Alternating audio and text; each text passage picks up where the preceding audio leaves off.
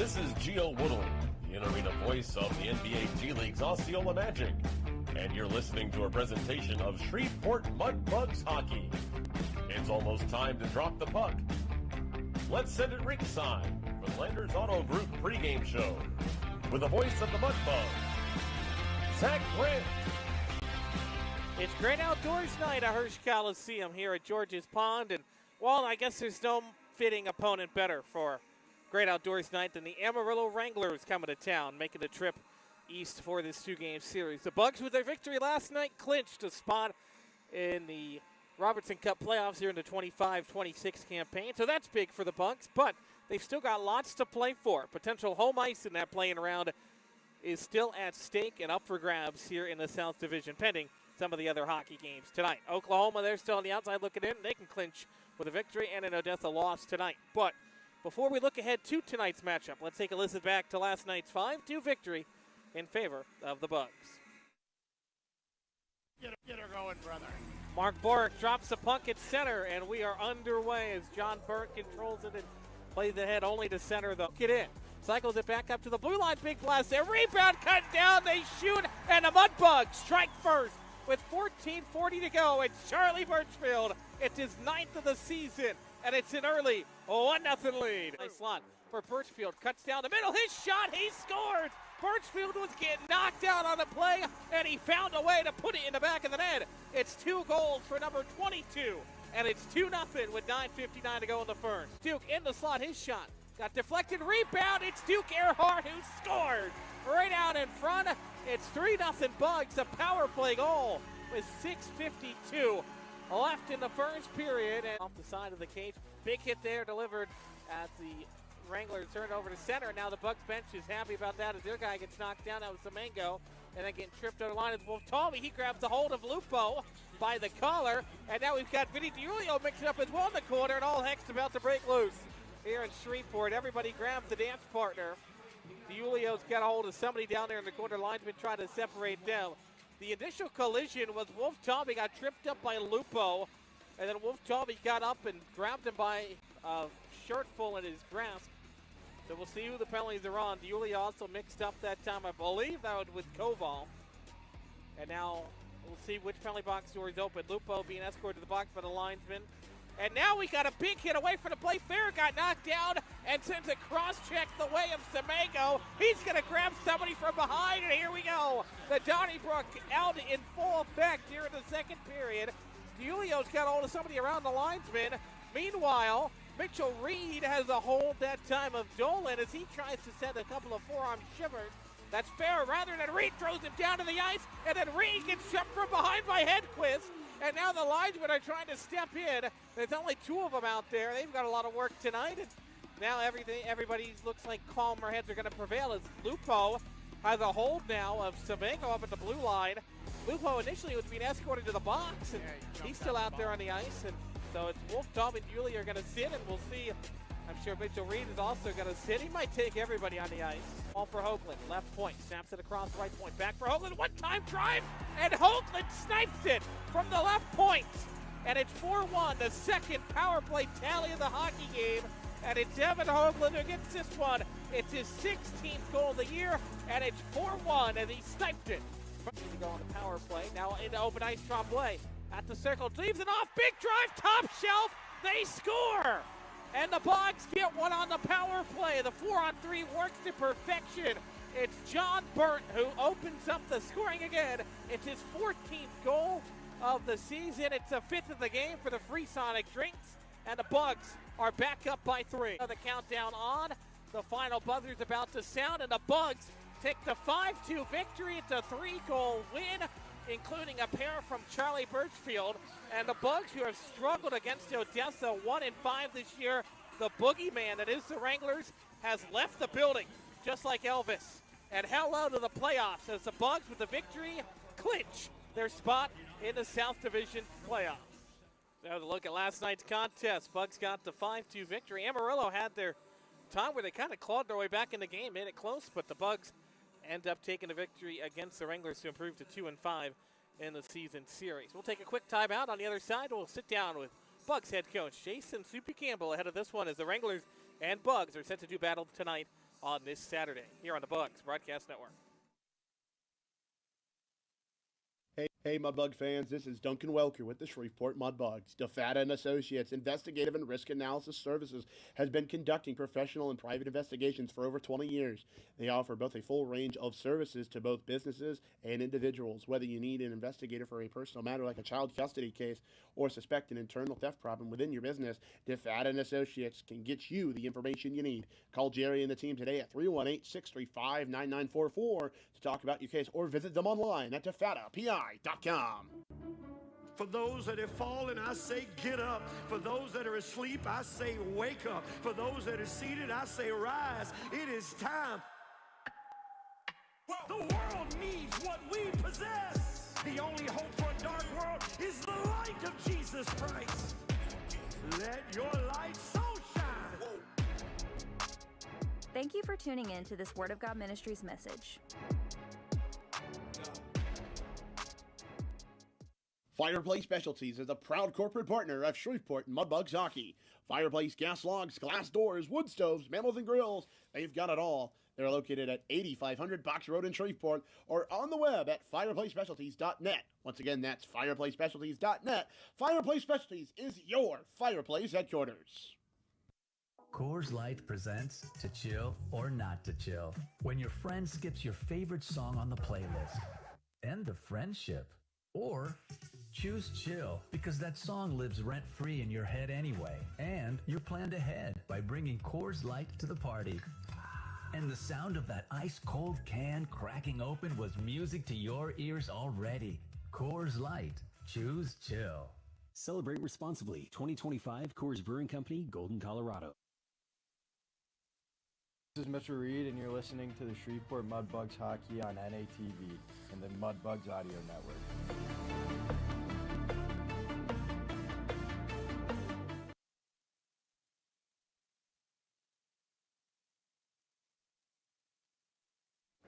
Welcome back into the Landers warm-up show, sitting down with Bugs head coach Jason Soupy Campbell.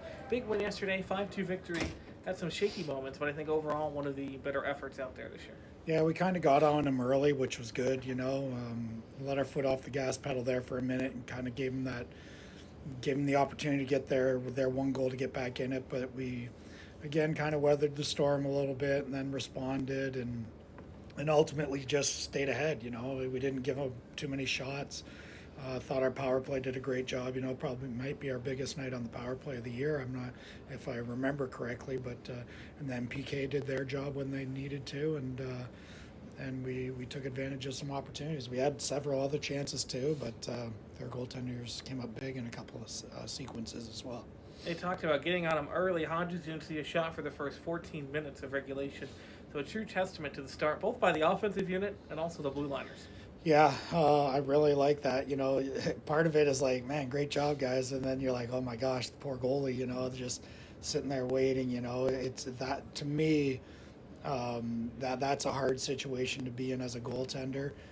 But again, that their goalies are probably the most mentally tough players on the team. So really they can handle anything. And Hodges a veteran goaltender, so he can be well prepared for situations like that, you know. And just so happens the one that came down early, he kind of whistled it. It's a pretty good shot, you know. But again, that's their job. Bounce back from situations like that too, and he did a good job last night for us. That's another tough situation as well. Not only did he not see a shot for the first 14 minutes, but he hasn't started in a while, so he came up really big getting the start last night. Yeah, so again, that's just the way the season's kind of winded down. You know, he's played a lot of hockey this year, really, so, you know, it's good that Phillips has been getting some games, and Phillips has been doing a good job. And then, you know, last night, you know, we had the veteran goalie in there to help us clinch the playoff spot, and he did a great job for us, like I said, and then we're going to go back to Phillips tonight, get him another game, and then we'll see how the week goes. But you know, if we look ahead, maybe they both get another game next weekend as we head into the playoffs. But again, there's still a lot to play for. We'll just play it by ear and see what happens here.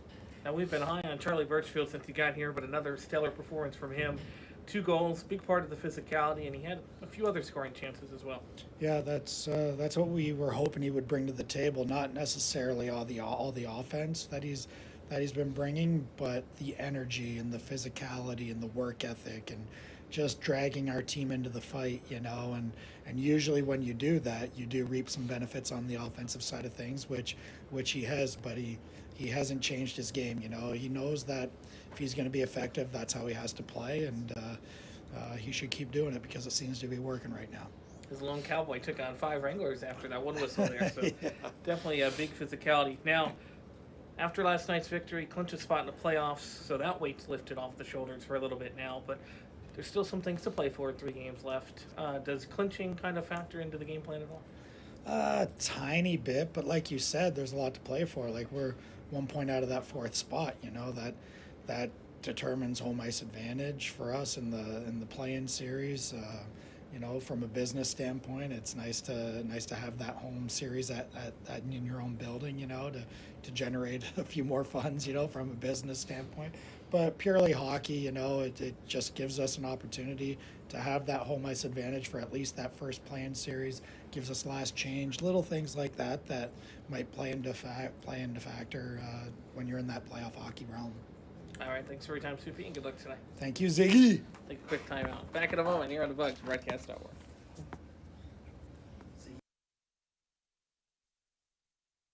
Did you know that Shreveport Regional Airport offers more daily flights than any other nearby airport? Daily flights to Atlanta, Charlotte, Dallas, Denver, and Houston means you're one stop from anywhere in the world. Make the short drive to Shreveport and start your vacation sooner. Down Home Meats is a proud corporate partner of your Shreveport Mudbugs. Whether you're grilling outdoors looking for a hearty and flavorful sausage for breakfast, a gumbo platter, or anything else, Down Home Meats has the perfect sausage for all occasion. Once again, that's Down Home Meats in the Stonewall, Louisiana area and available at all major grocery stores. Down Home Meats, the perfect old school smoke flavored sausage and doing old school sausage the way it was meant to be.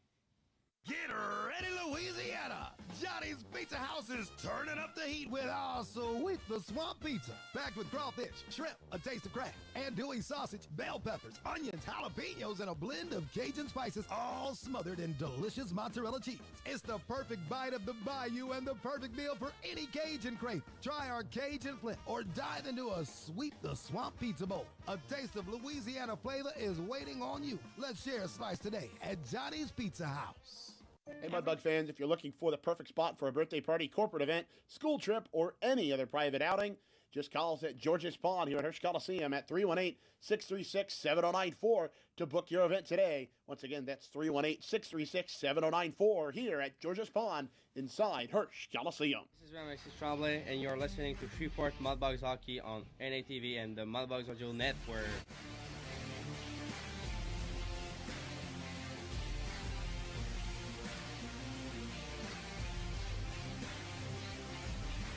Back here at George's Pond, the outskirts of Shreveport, Louisiana. Mudbugs are hosting the Amarillo Wranglers tonight. And before we get it started, we've got some important scratches of note tonight, as well as our starting lineup. Send it over to Duncan Welker here on the pregame show. Thank you, Zach. Of course, it's time for your Morris and Do It Injury Lawyers. Injury report brought to you by our friends at Morris and Do It Injury Lawyers. Firstly, for these Amarillo Wranglers, Taya Zani and Bennett, Lupo, Hickson, and then a surprise one to both me and Zach Grant on my left. Casimir Weckstrom is out with a healthy scratch side of things for the Amarillo Wranglers. For the Bugs, healthy scratch side of things includes number 18, Gabriel Lopez Corsi. I'll talk to him in the Sonic Drive-In second intermission show. But on the injured side of things for the Bugs, only one name still, number 26, Jeremiah Roberts. But I talked to Jeremiah Roberts as well as Willis Knighton athletic trainer Hunter Robinson, and he will be back next week.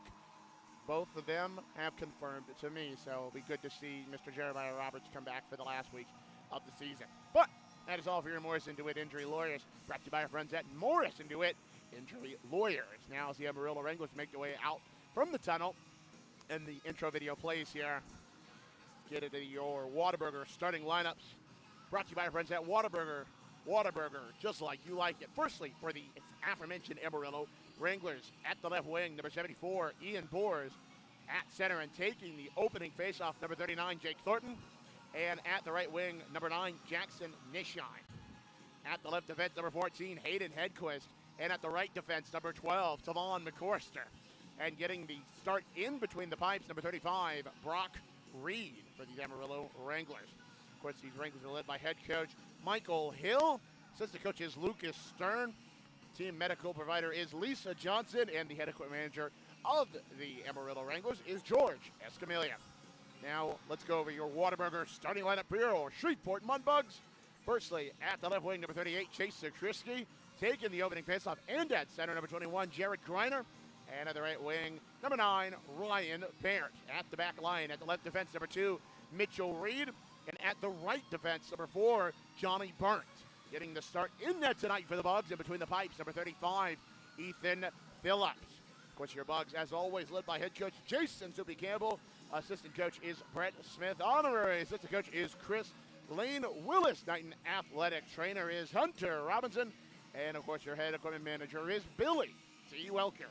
Those are both Whataburger starting lineup for the Amarillo Wranglers and your Shreveport Mudbugs. Once again, brought to you by our friends at Whataburger. And now the Bugs will make their way down the Gemco hometown tunnel led by Ethan Phillips. Of course, Bugs are in their black jerseys with the redded out Mudbugs. That's the color red-ed out Mudbugs. Of course, the stripes are on the left and right sleeves, and the Amarillo Wranglers are in the white jerseys with the Amarillo Wrangler logo on the front, blue pants, and blue helmet. Those are your uniform descriptions for tonight's contest. And I'll be honest, Zach, there's a little history with the color black jersey and the Mudbugs. I don't want to get ahead of myself as we get down and get ready to send it down to Robert J. Wright, but just real quickly, 4 out of the 6 championships won by this organization have been in the color black. But again, I am not saying that is a sign of anything.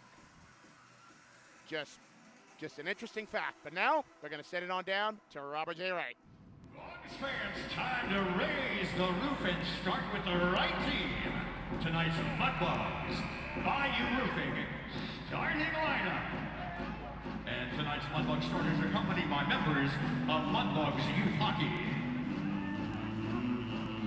And forward, from Nashville, Tennessee, number 9, Ryan Barrett. And Maverick Brand. And forward from Victoria, Minnesota, number 21, Jared Greiner. And Ranger Brand. And forward from Portage, Pennsylvania, number 38, Chase Sakrisky. And Micah Greer. Defense from Vandalia, Ohio, number 2, Mitchell Reed. And Braden Nation. Defense from Wheaton, Illinois, number 4, Jonathan Berndt. And Declan Leon. And tonight, between the pipes, from Rochester, New York, in yellow, number 35, Ethan Phillips. And John Wells. Solid starting 5 for the Bugs here tonight on this Saturday, looking to take the weekend sweep against the Amarillo Wranglers. We'll take a quick timeout. Bugs Wranglers on deck next here on the Bugs Broadcast Network.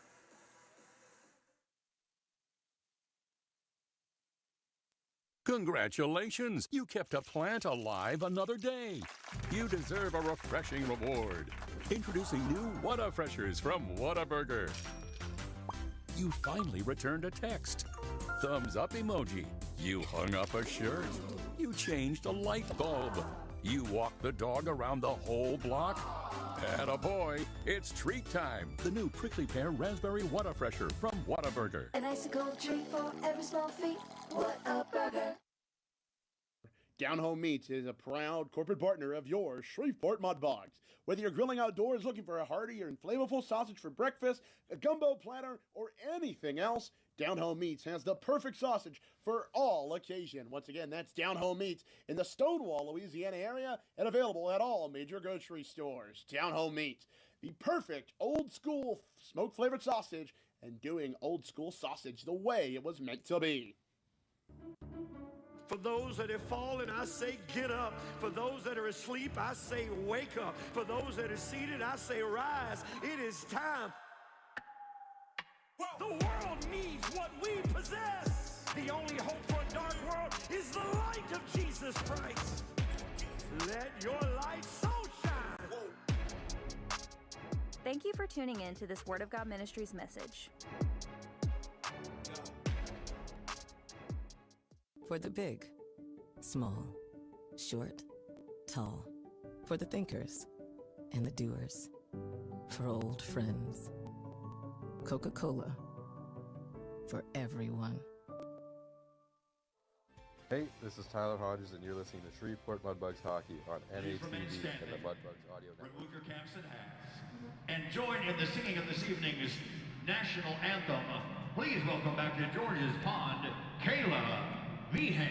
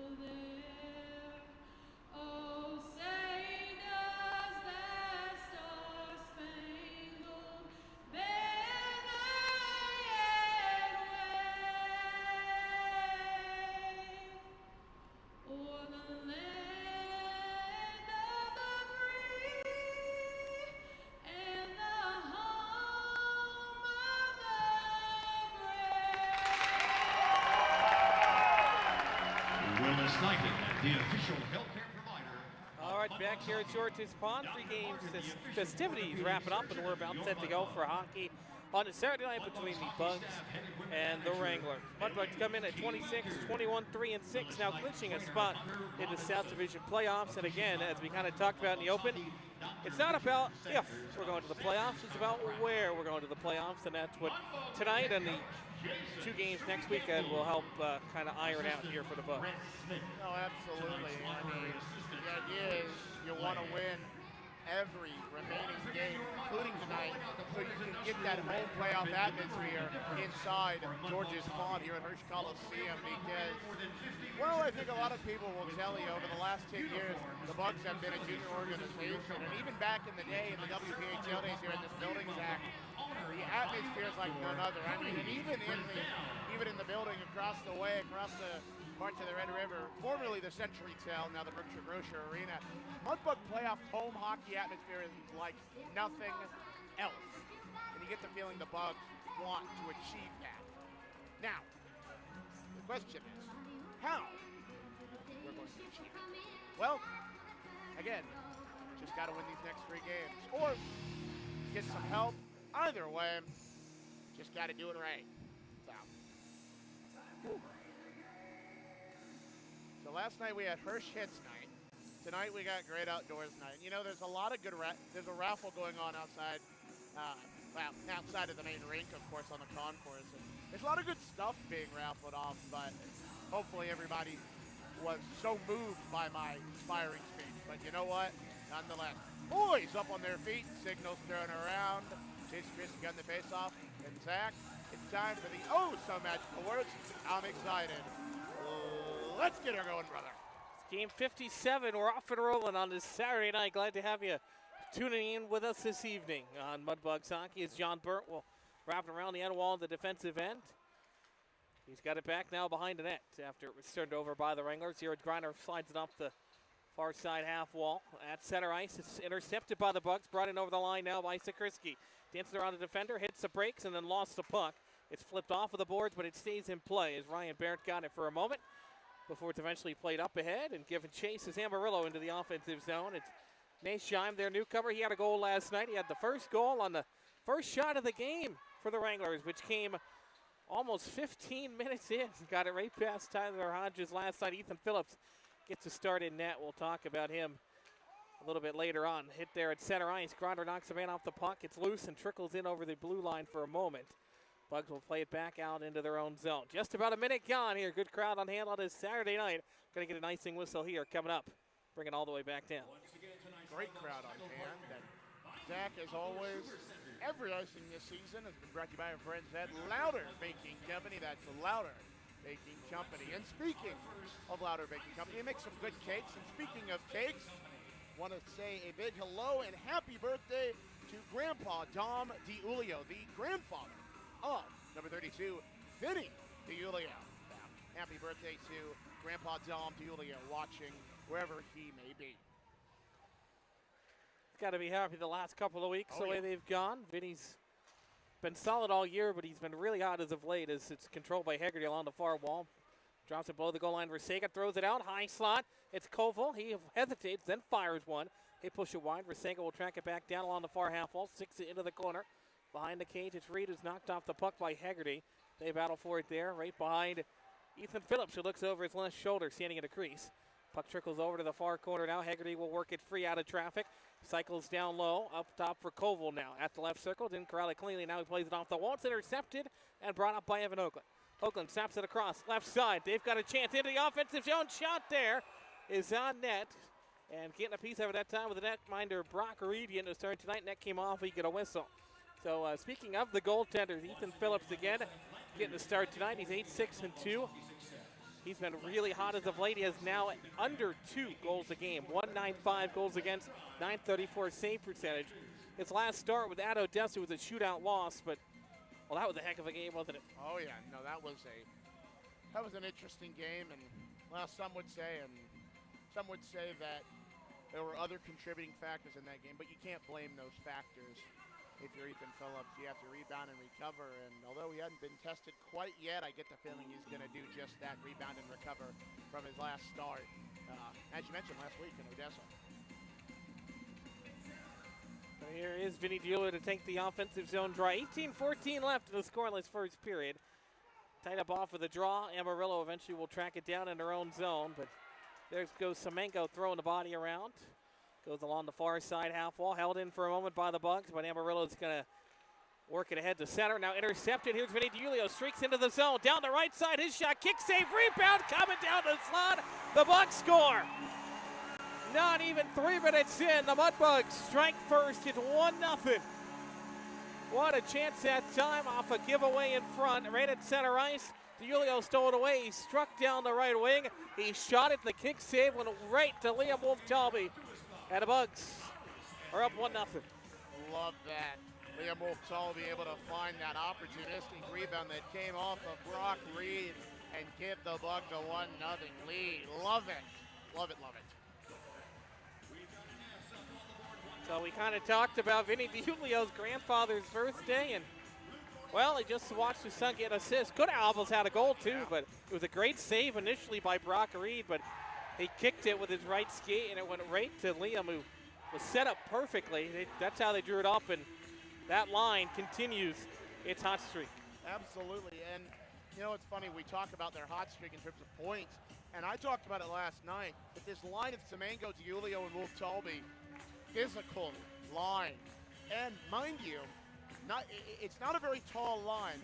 No offense to this line, of course. Semenko 5'7", DiUlio 5'11", and then Wolf-Talby 6 even. It's not a very tall line, but that doesn't mean anything. That doesn't mean anything a lot of the time in this game. It's a great thing, and you love to see not only the point scoring effort of this line continue, Zach, but also the physicality. I love it. And what I really love too, watching that line You mentioned not very big, but they're fast, too. Oh, yeah. And what I also like is the decisiveness that time of Vinny DiUlio. He gets the puck at center. He doesn't look for the pass. He just goes right in the zone. He fires a shot, got the rebound right to Wolf Tall because he knew his line mates were going to be there to help him out if he needed it. And the Bugs strike 2 minutes and 5 seconds into the hockey game. The scoreboard says 2-0, so we got an extra goal out there. But nonetheless, it is 1-0 Bugs, 17:45 left. First period, Liam Wolf-Talby gets the goal. That is Liam's now 9th goal of the season. DiUlio's on to double-digit assists. That's his 10th helper on the year. Pusateri holds it in, fires one. Right on the doorstep that time. Birchfield couldn't touch it back, and it goes back out to center ice. Remy picks it back up, backpedals into his own zone, snaps it across far side for Barrett. Barrett starts to break out up ahead for Tremblay into the offensive zone, dropped it off, and he lost the puck. Back the other way quickly comes Gentler. Gentler down the right side. He fires one, and Phillips out of his crease to play it. Deflects over to the wall. Gentler blows the tire, goes down. A big hit, knocks down to Arcega. Back to center ice it comes. The Bugs increased physicality the last couple of games. We saw it there again, and that's something they're going to need heading into the playoffs in a couple of weeks. And they're going to need it next weekend against El Paso, too. That's going to be a game of monumental importance for both teams because El Paso is going to be trying to play for that first round. By a big hit there is Owen Case. Bodies up Dolene and knocks him down. Owen, my goodness, I tell you, I know I pick on him a lot, but been playing like his hair is on fire lately. Played up ahead, Dolene in over the line is a big hit delivered behind the play by the Bugs. Here's a chance right down the slot. It was Gentler. Couldn't get it cleanly, and Phillips got a piece of it. Owen Case skates into it at center. Up ahead for Hoagland. Dances around a defender. He lost the puck, though. He tried to deke off to his left and get spun down to the ice and losing the puck was Cruz Smith. Back out to center comes. Reed plays it off the boards up ahead for Gerhardt. Grayson to the blue line. Lost the puck, but Bugs will get it back as John Burnt will control. Cross for Reed. Up ahead now for Hoagland. And over the right side into the zone for a moment, but it's stolen away by Amarillo. The Wranglers will try to set something up here 4 minutes into the hockey game. 1-0 the score. Rifled in from Smith. Wrapped around the end wall. Phillips got a piece of it by net. Trickles all the way up to the right point. That shot through traffic got blocked by Griner, who stepped in front of it. And Griner doing some nasty stick work will bank it out to center ice. Back and forth they go in neutral waters. Picked up by John Byrne up ahead quickly and over the line left side. Barrett. Barrett lost the puck, poked away from him by Kolgushkin that time. Wrapped around the boards, comes near side. Below the goal line, defensive end for the Wranglers. Koval slides it around to the far side wall. Bugs will fire one towards the net. Goes wide, and Kolgushkin will take a check as he fed it up to the blue line, but Remy gloves it down to his stick. Remy trying to battle two Wranglers right now. Thorin's got it in his skates, and he works it free into open ice to the far side. Back up ahead for Thorin. He's into the offensive zone. Knocked off stride, so threw into the net. Nobody was home as the Wranglers run a line change, but now they'll set things up offensively. At the blue line. Left point now, Koval. Koval wraps it around the boards behind the cage. Picked up again by Thorin, and he delivered the reverse check that time. Slid back up. Left point for Koval. Toes the line and holds on to it. Fired one through traffic. Trying to get the tip that time was Nasheim. That gets turned over to the corner. Arcega picks it up. He's knocked off stride. The Bugs will flip it out as Poloni gets it up for Jared Griner. Griner skates through the middle logo. And over the line now is Barrett. The Let's Go Mudbugs chant starts here at 14:45 and rolling. Here in the first period on this Saturday night at George's Pond. There's a much better crowd than we saw last night. Here's the giveaway right out in front. Big drive. It came loose, but Reed quickly pounces on top of it. And I know we're only 5.5 minutes in, but what a difference in this matchup tonight. The Bugs outshot the Wranglers 15-0 at this point in the game yesterday, but Amarillo's putting up a fight on this Saturday. No, absolutely. Shots on goal currently read 4-2, possibly 5-2 once it gets added on the line stats here. But no, it's a much different hockey game, and you get the feeling Michael Hill wanted to inspire these guys. Granted, they're out of playoff status, but again, these last few games, they're going to play spoiler. And, you know, I think Michael Hill wants to at least have a good last few showings before next year. Well, I think the other thing that people overlook as well sometimes is, yeah, of course, the team's success is what's important, but the individual players as well. They've got to go out and show out, and they're trying to go to the next level, and this goes up out of play for a stoppage. So they want to get picked up by a college. They want to get looked at by professional clubs, and so while the games might not matter to the team unit, it matters to each individual player out there. Right. They're announcing the raffle numbers, and I mentioned earlier here, the raffle. Oh no, sorry, that was for a on-ice game, not a raffle quite yet. I'm excited to see who wins that Coke cooler. I think that speaker cooler is the item of the evening tonight for sure. It's played back towards the blue line. Bugs into the offensive end. The body, they're flying early on here. That comes over to the near wall. Let's go Mudbugs chant once more as Gentler carries the puck on his lefty stick. Rumbles into the offensive zone. Hits the brakes for Resega. Resega down to the bottom of the left circle. Throws it to the middle. Phillips got a piece of it. Kicks it up towards the blue line. But the Wranglers get it again. Here's Smith with a drive looking for the tip. Puck is loose. Phillips didn't see it. But it goes back out towards the blue line. The Bugs cannot poke it out. It stays in according to the linesman Kevin White over there. Now comes back out to center, and Jonah Jasser picks it up and tries to loft it deep into the zone. Goes off a Wrangler, and now eventually is rifled in by the Bucks. Amarillo picks it up behind the cage. It's Smith off the kick plate far side. At center ice, it's played ahead by the Bucks. They'll steal it away. John Burt with speed carries it into the offensive zone. Deeks once lost the puck. Goes up towards the blue line. A big collision there as everybody gets tangled up. Wolf Talby's got the puck at open ice right side. Wolf Talby down to the bottom of the circle. Lost the puck again as Amarillo poked it away, and it comes back out to center. Wranglers into the offensive zone. The icing is washed out. Mitchell Reed wins the footer. He takes a big hit into the boards. Crowd and the Bugs bench wants a penalty. Not going to get one early on here tonight as it's flipped back out to center ice. Picked up by Tiernan O'Rourke. Goes D to D now for Koval. Koval up ahead. His outlet pass doesn't connect. And this will be icing. Bring it all the way back down. Ozone draw coming up for the Bugs here with 12:56 left in the first. Of course, this first period is always brought to you by our friends at Advanced Air Conditioning and Heating, offering installations, repairs, and maintenance for home and businesses right here in the Arklatex. Log on to advancedac.com. Once again, that's advancedac.com. Face-off coming up here to the right side. Offensive zone to the glove side of Brock Reed in net. Goes into the corner. Bugs pick it up. Throw it towards the net. Goes off the side of the cage. Rebound comes up for Duke Gerhardt, who slides it up the wall to the far point. Wrapped around the boards back behind the cage again. It's Gerhardt who picks it up. Tries to get around Thornton. Or O'Rourke rather shoved off the puck. Centering feed for Gerhardt, who one-timed it. That one got turned aside. Picked back up behind the cage as the Let's Go Mudbugs chant starts. A lively crowd on this Saturday night. And it comes all the way back out. They know what's at stake here the next couple of games. They're in the playoffs, so they're excited about that, but you want to see some games at home as well as it's carried into the zone. Michael Gushkin throws it to the middle. It's intercepted. The Bucks will start to break out quickly as Hoagland tried to pass it to a man going off for a line change, so Amarillo will send it back deep into the Bugs' end. Up ahead, it's Hoagland.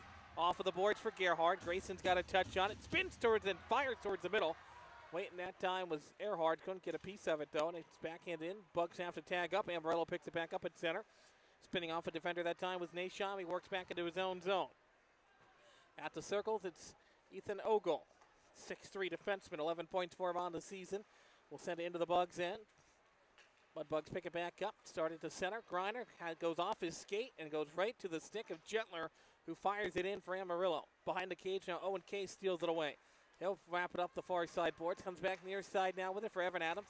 He snaps it up ahead. Bugs into the offensive zone, just wide of Griner's stick.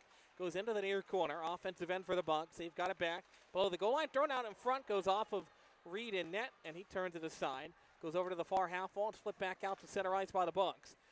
Centering feed up ahead for Sakrisky, and over the line, just barely tagging on side with the Bugs. Here's Barrett down the bottom of the right circle. His shot at point-blank range is stopped by Reed, and he'll hang on for a whistle with 11:10 to go, and that'll bring us to our first media timeout here this evening.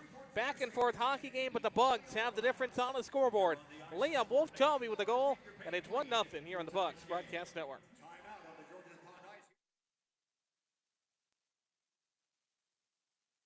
Coors Light presents To Chill or Not to Chill. When your friend skips your favorite song on the playlist. End the friendship. Or choose chill because that song lives rent-free in your head anyway. And you're planned ahead by bringing Coors Light to the party. And the sound of that ice-cold can cracking open was music to your ears already. Coors Light. Choose chill. Celebrate responsibly. 2025 Coors Brewing Company, Golden, Colorado.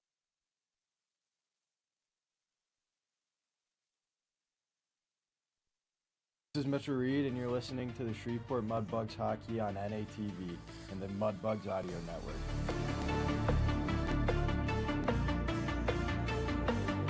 Liam Wolf-Talby with the opening goal of the hockey game. His 9th of the season. Vinny DiUlio got the assist, his 10th.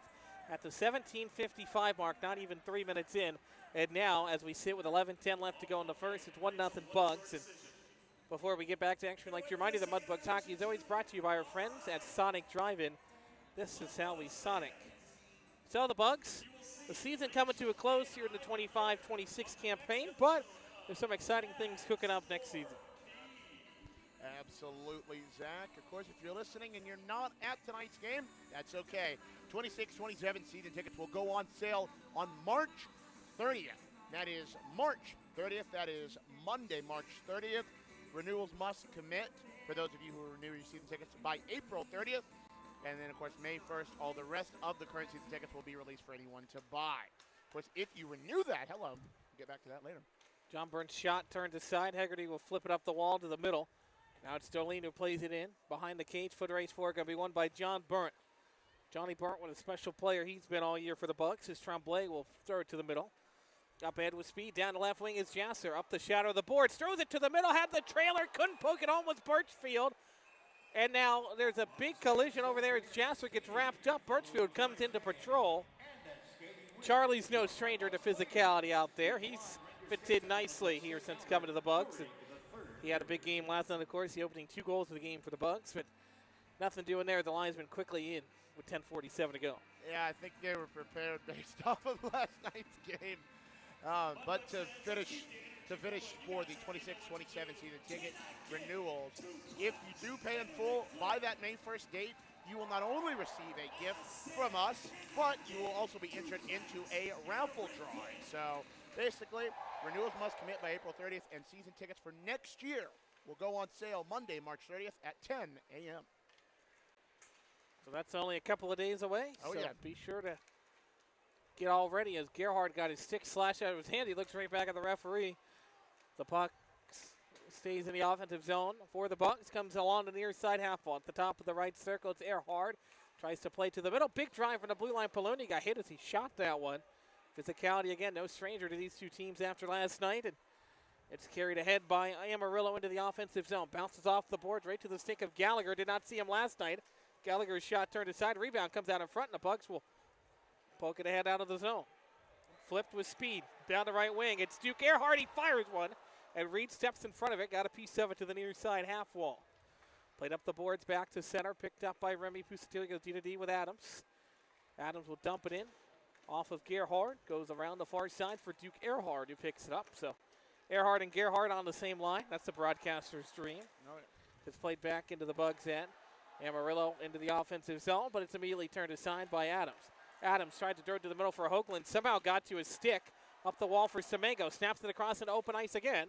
Now he gets it back on his stick and fires it in for the blue line. Goes off of Wrangler and well into the seats and out of play with 9:28. Speaking of, as we check the fans down, they're getting a free souvenir. But as we talked about the physicality last night, the penalty boxes have a new decorative feature. There's a big sign that says maximum occupancy 5.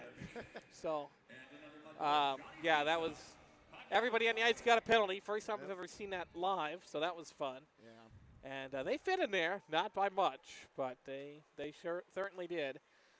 And it's played up ahead by Amarillo into the offensive zone. They come. Sent near side for Gentler through traffic, who fired one. And Phillips out of his crease left side to grab it with his glove for a whistle with 9:16. Ethan Phillips, as cool as you like. Nice glove save there. The future Friar, actually.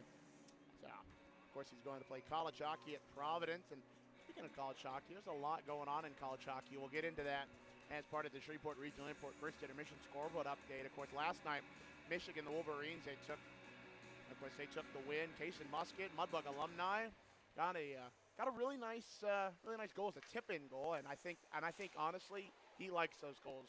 Delayed call-up coming on Amarillo. Bugs going to head to the first power play of the evening as Adams will stick it along the wall. Around Hedquist, drops it up the near side board. Swords the blue line. Bugs still have it with the extra skater out there. Delayed call-up coming. DiUlio into the slot. Thrown away by Amarillo, and head contact the call coming from Mark Bork, the referee. He leads the three-man crew tonight. Kevin White, Grant Kennedy work the lines once more. And, you know, you talked about college hockey. There's a really exciting game going on right now. Well, it's probably over by now, but it was going into overtime right before our game started. The Wisconsin matchup, 3-3. They scored 2 goals, I think CP said, in like the final minute and a half of the game. So that one's going to overtime. We'll see if anybody goes. But now the Bugs head to the power play. This was a real strong suit of the Bugs game last night. They went 3 for 4 on the man advantage as John Burt snaps it across for Gerhardt. John Burt's got a high slot now down to the top of the right circle for Grayson. Grayson skates with it. Back pedals up towards the blue line. Now sends it down low. Back up top for Grayson now. At the right point, works into the high slot to his left. Drops it off for John Burt. John Burt snaps it across. Goes off of Gerhardt's skate. Back out to center ice. So Grayson's got to track it back down over center. Now John Burt back into the offensive zone. Feeds it ahead at the slot for Earhart. Slides it back up top for Tremblay. Couldn't corral it cleanly. Bounces off the wall near side where Duke picks it back up. Snaps to the middle. Down the slot. Tremblay rifled it just wide. Well set up that time. And Versega gets a puck, and he's going to choose to skate into the zone with it. Hits the brakes at the blue line and wisely sends it back into his own zone as they wait for everybody to get on for a change. Now it's dumped ahead. The Bugs will get it. Gerhardt plays it off his chest. Grayson into the zone. Hits the brakes. Dirt to the middle. It's intercepted. And now it's going to be brought back the other way. 2-on-2 developing. Shorthanded for Amarillo at the right circle. Thornton couldn't feed it to the middle. And it gets intercepted as John Burt picks it back up. 58 seconds to go on the power play for the Bugs. 7:50 left in the first period. 1-0 to score. Bugs on top. Oakland feeds it down low into the corner. Wrapped around the boards, comes near side for Tremblay. Tremblay up top for John Burt. John Burt snaps it high slot now for Grayson. Down low again. Gerhardt cycles over to the right point. Fires it through traffic. Trying to get the tip from Birchfield there. Goes just wide. Back up top for Grayson. Gerhardt, top of the right circle. He stands with it. Hesitates. Fires one time for Willie. A point-blank range. Reed got a piece of it to send it to the wall. Well drawn up by the Bugs, and it's cleared, but what a great offensive chance for Willie Tremblay twice in that sequence. Oh, absolutely, and you love to see Willie contributing on this power play effort with about 10 seconds left on this Scott Powerline power play. So in case drops it back at the own blue line. Power play is about to expire for the Bugs, but it's been a good effort from this unit, even though they were unsuccessful. Here's own case, left circle, big drive through traffic. Boulanze out of the box, and he calls for it at the blue line. Big hit, and Amarillo rather going to go back shorthanded.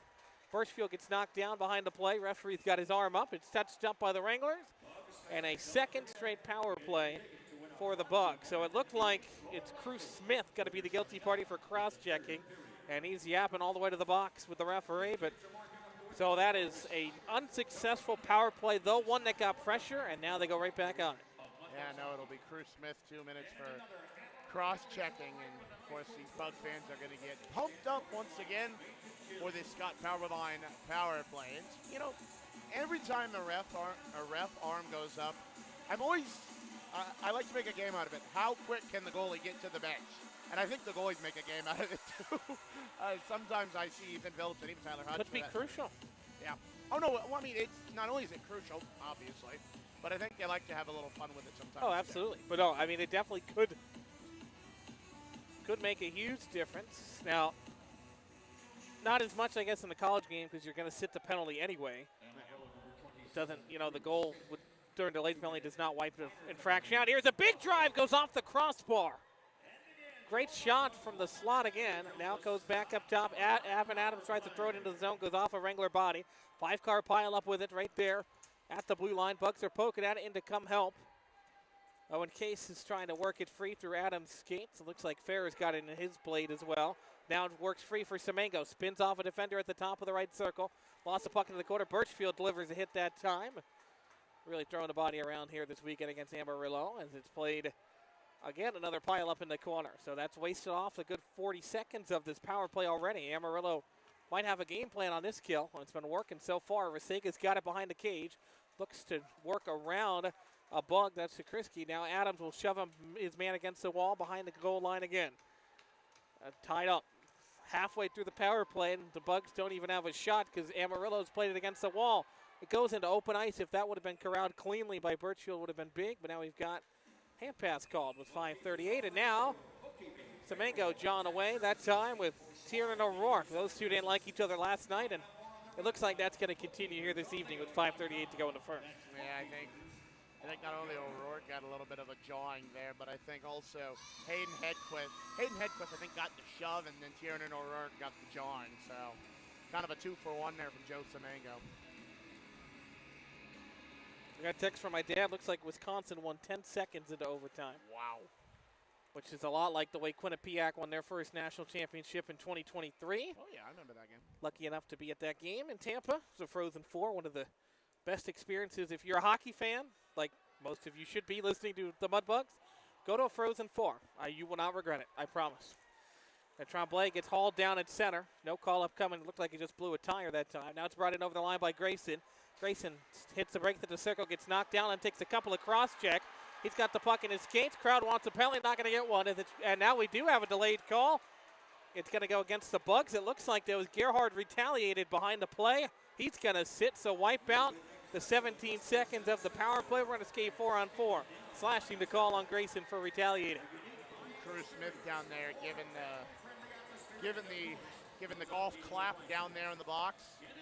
So I get the just keep an eye on those two, Grayson Gerhard and Cruz Smith. But well, Zach, as the old line and sure as it goes and as the old Ab Urban hockey goes, they'll call retaliation every time.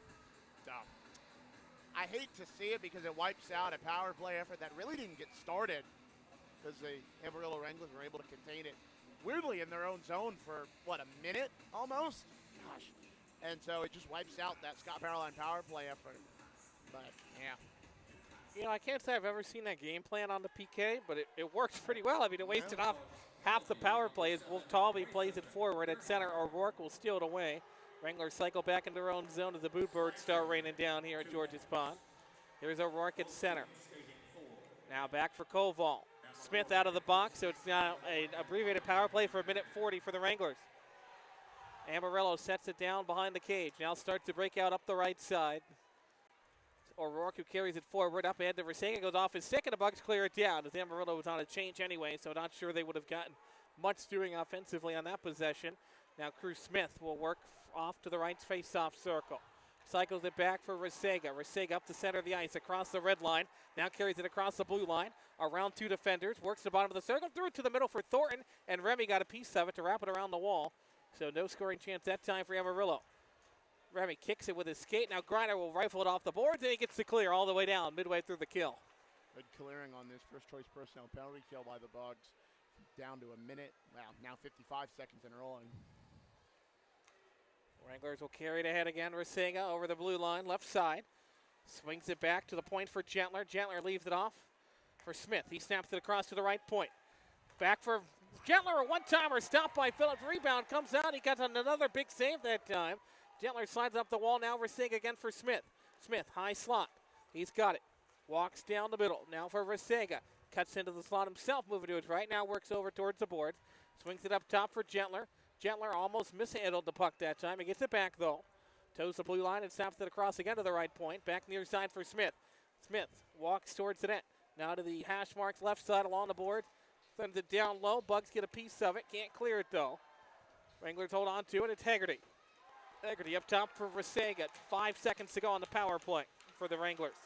Gentler into the slot. Poked away by Jonah Jasser. Man coming out of the box. Jasser was looking at Gerhard before he got the puck. Now Resega forces the turnover. His shot through traffic never got to the net. 2:50 and rolling left in the first period. Then a big hit from Jonah Jasser. Knocks the big man Haggerty down. Puck comes up ahead for Jasser again. Goes off the edge of his stick, and Resega picks it up. Up ahead is Hedquist now. Hedquist into the zone. Gerhard got a piece of it. Hedquist gets it back. He fired one through the blue paint just wide of Phillips. Comes near side again, and now Adams knocks Jolene off stride. Doesn't go down to the ice, though. Owen Case behind the cage picks it up. Stolen away from him. Centering feed. Ping-pongs around, and Ryan Barrett's got the loose puck. Barrett off to his right, up head for Griner. Plays it off the wall for Gerhard. Dropped it into the slot. Couldn't corral it cleanly. Was Barrett. Now he's got it back. Leaves it off for Griner. Down low. Feeds it towards the net that time. Gerhard also in to help. Tied up along the wall by O'Rourke and Hedquist for Amarillo. 2:05 and rolling. First period, Bugs up 1-0, but what a battle it's been so far. O'Rourke up the far side half wall. Now Deline will play it out to center ice. Bugs will send it back in. They've got to tag up, but it gets the puck deep. So Reed will leave it off. Amarillo plays catch behind their net. Now they'll start up the near side. Hedquist with it. Will fire it to the middle. Tipped by John Burt, but it's brought into the zone by Thornton. Thornton spun off the puck. Gets it for Kogushkin, who fired one. And Phillips got the big stop that time. Back out to center come the Bugs. Griner gets his skates taken out from under him by Kogushkin. Now it's brought back in over the line by the Wranglers, but the Bugs immediately steal it away, and they'll settle it down behind the net. 85 seconds to go here in period number 1. 1-0 Bugs.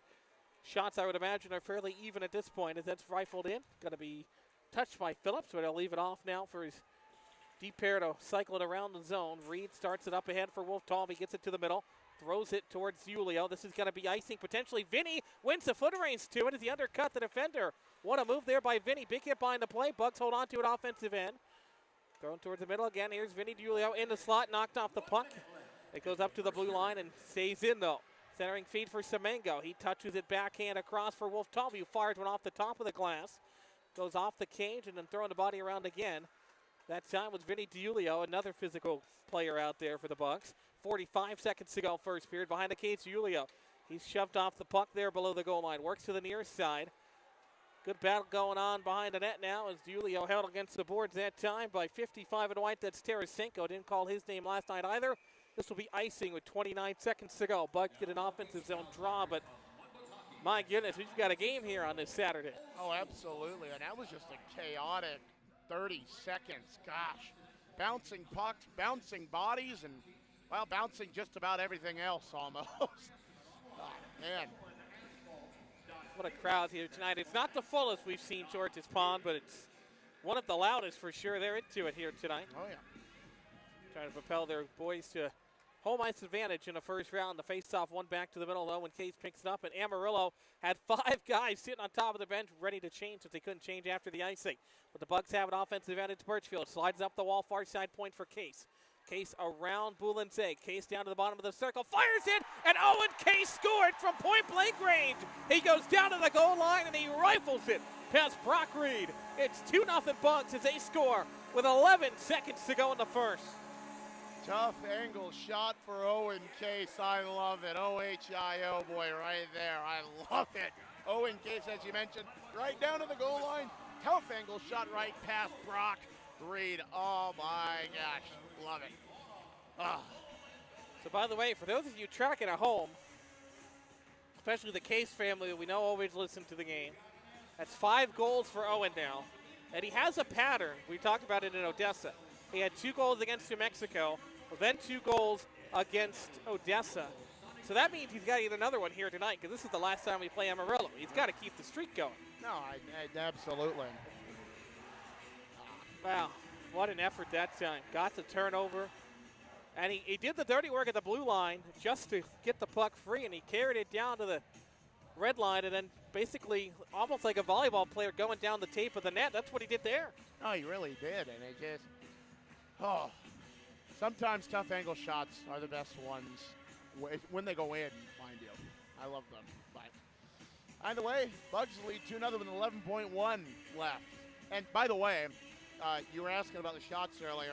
It's 12-8 in favor of the Bugs. I'm sure that's probably going to change, especially with that shot right there. So either way, pretty evenly matched a little bit. Of course, Bugs have the slight advantage on that, so it is now 13-8 in favor of the Bugs. And by the way, that Owen Case goal unassisted, so nice. Last Mudbug collected there from center ice, just about back to action. 11 seconds left to go in the first. Another great opening 20 minutes for the Bugs. Now it's Charlie Birchfield in to take the draw. It's jumped by Gentler, but the Bugs get the puck, and Willie Tremblay wraps it around the boards. Far side it comes into the corner. Big hit delivered there. Puck bounces free behind the cage for Koval. The buzzer's going to sound, and that's going to be the opening 20 minutes here in Shreveport on this Saturday. Bucks leading the shot totals in a back-and-forth hockey game, but right now they've got the scoreboard advantage. Liam Wolf-Talby, he gets a big goal early on in the game, not even 3 minutes in, and Owen Case in the final 11 seconds. That's one of the latest goals we've seen this year. Owen Case gets a goal, again, his 5th of the season. I don't think there's much you could be upset about. Even if you're a Wranglers fan, I don't think there's much you can be upset about after that first period. I mean, I don't think so either. I mean, you know, Brock Reed's able to keep this Wrangler team in the game to a degree, and I think that's a good thing. You know, playing that spoiler role, I think that's a good thing because, you know, from a team perspective, obviously, you want to see a good team effort. But as you mentioned, Zach, you also want to see some good individual efforts, and Brock Reed's been doing that so far. I mean, don't get me wrong now. Although Tyler Hodges Ethan Phillips, I'm so used to when the goalie gets to win, they get the start. But you know what? That's why I'm up here in the booth and not down behind a coach's bench. No, but Ethan Phillips stopping 8 of 8 and Brock Reed 11 of 13. So you can't be too upset if you're an Amarillo Wrangler fan right now, which, by the way, hello to our friends over in Amarillo. So, but no, you can't be too upset there. And I think this second period's going to be, well, sometimes when I make predictions, they don't go always right. They don't go always wrong either. But I think the second period's going to be just kind of how we saw last night, a little tight. But nonetheless, been a really good period. And as this North Caddo Express Loop first intermission gets underway, I'll be talking to the father of Mudbugs defenseman number 2, Mitchell Reed, Jeffrey. So that'll be on the other side of this. Bugs lead it 2-0, Zach. I love it. But nonetheless, yeah, that's all I really got. Yeah, both Talbio and Gates, the goal scorers. Bugs up 2-zip after the first period. We'll take a quick timeout, and on the other side, first intermission report comes your way on the Bugs Broadcast Network.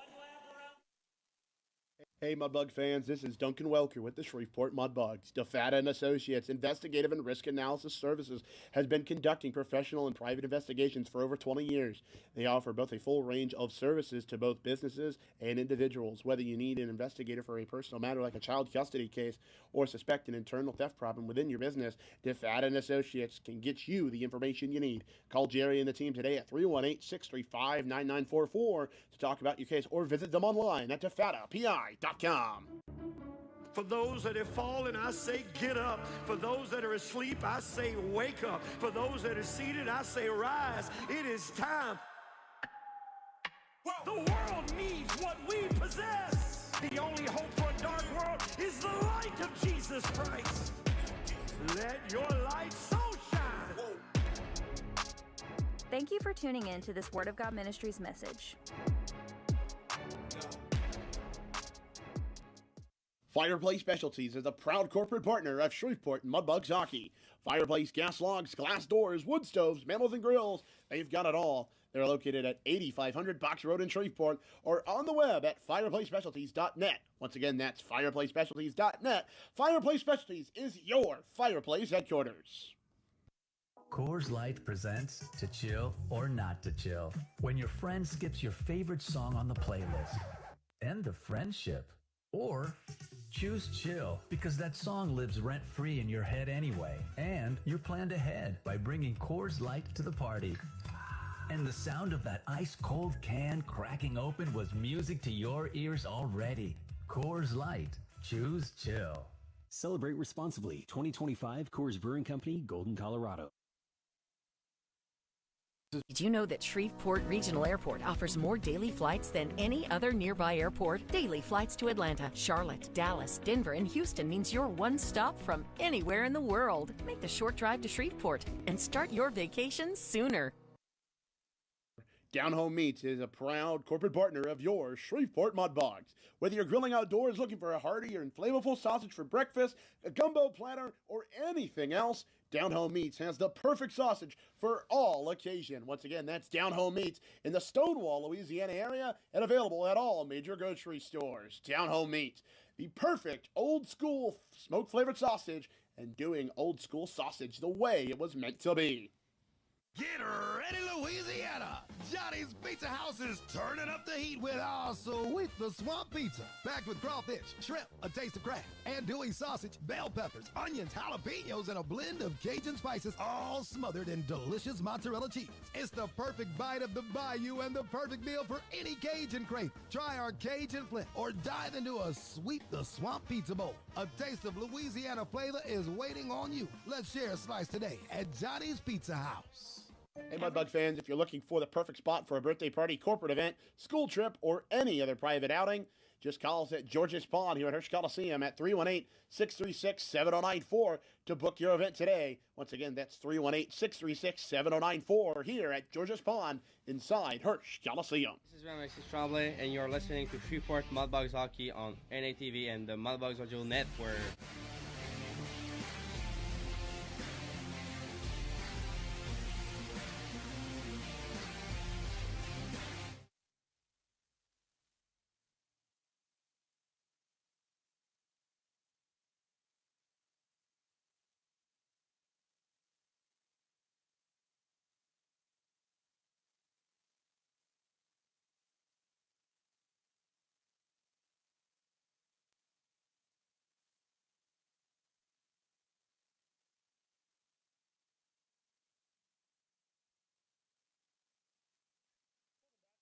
North Caddo Express Lube first intermission show driven to you by our friends at the North Caddo Express Lube in Vivian.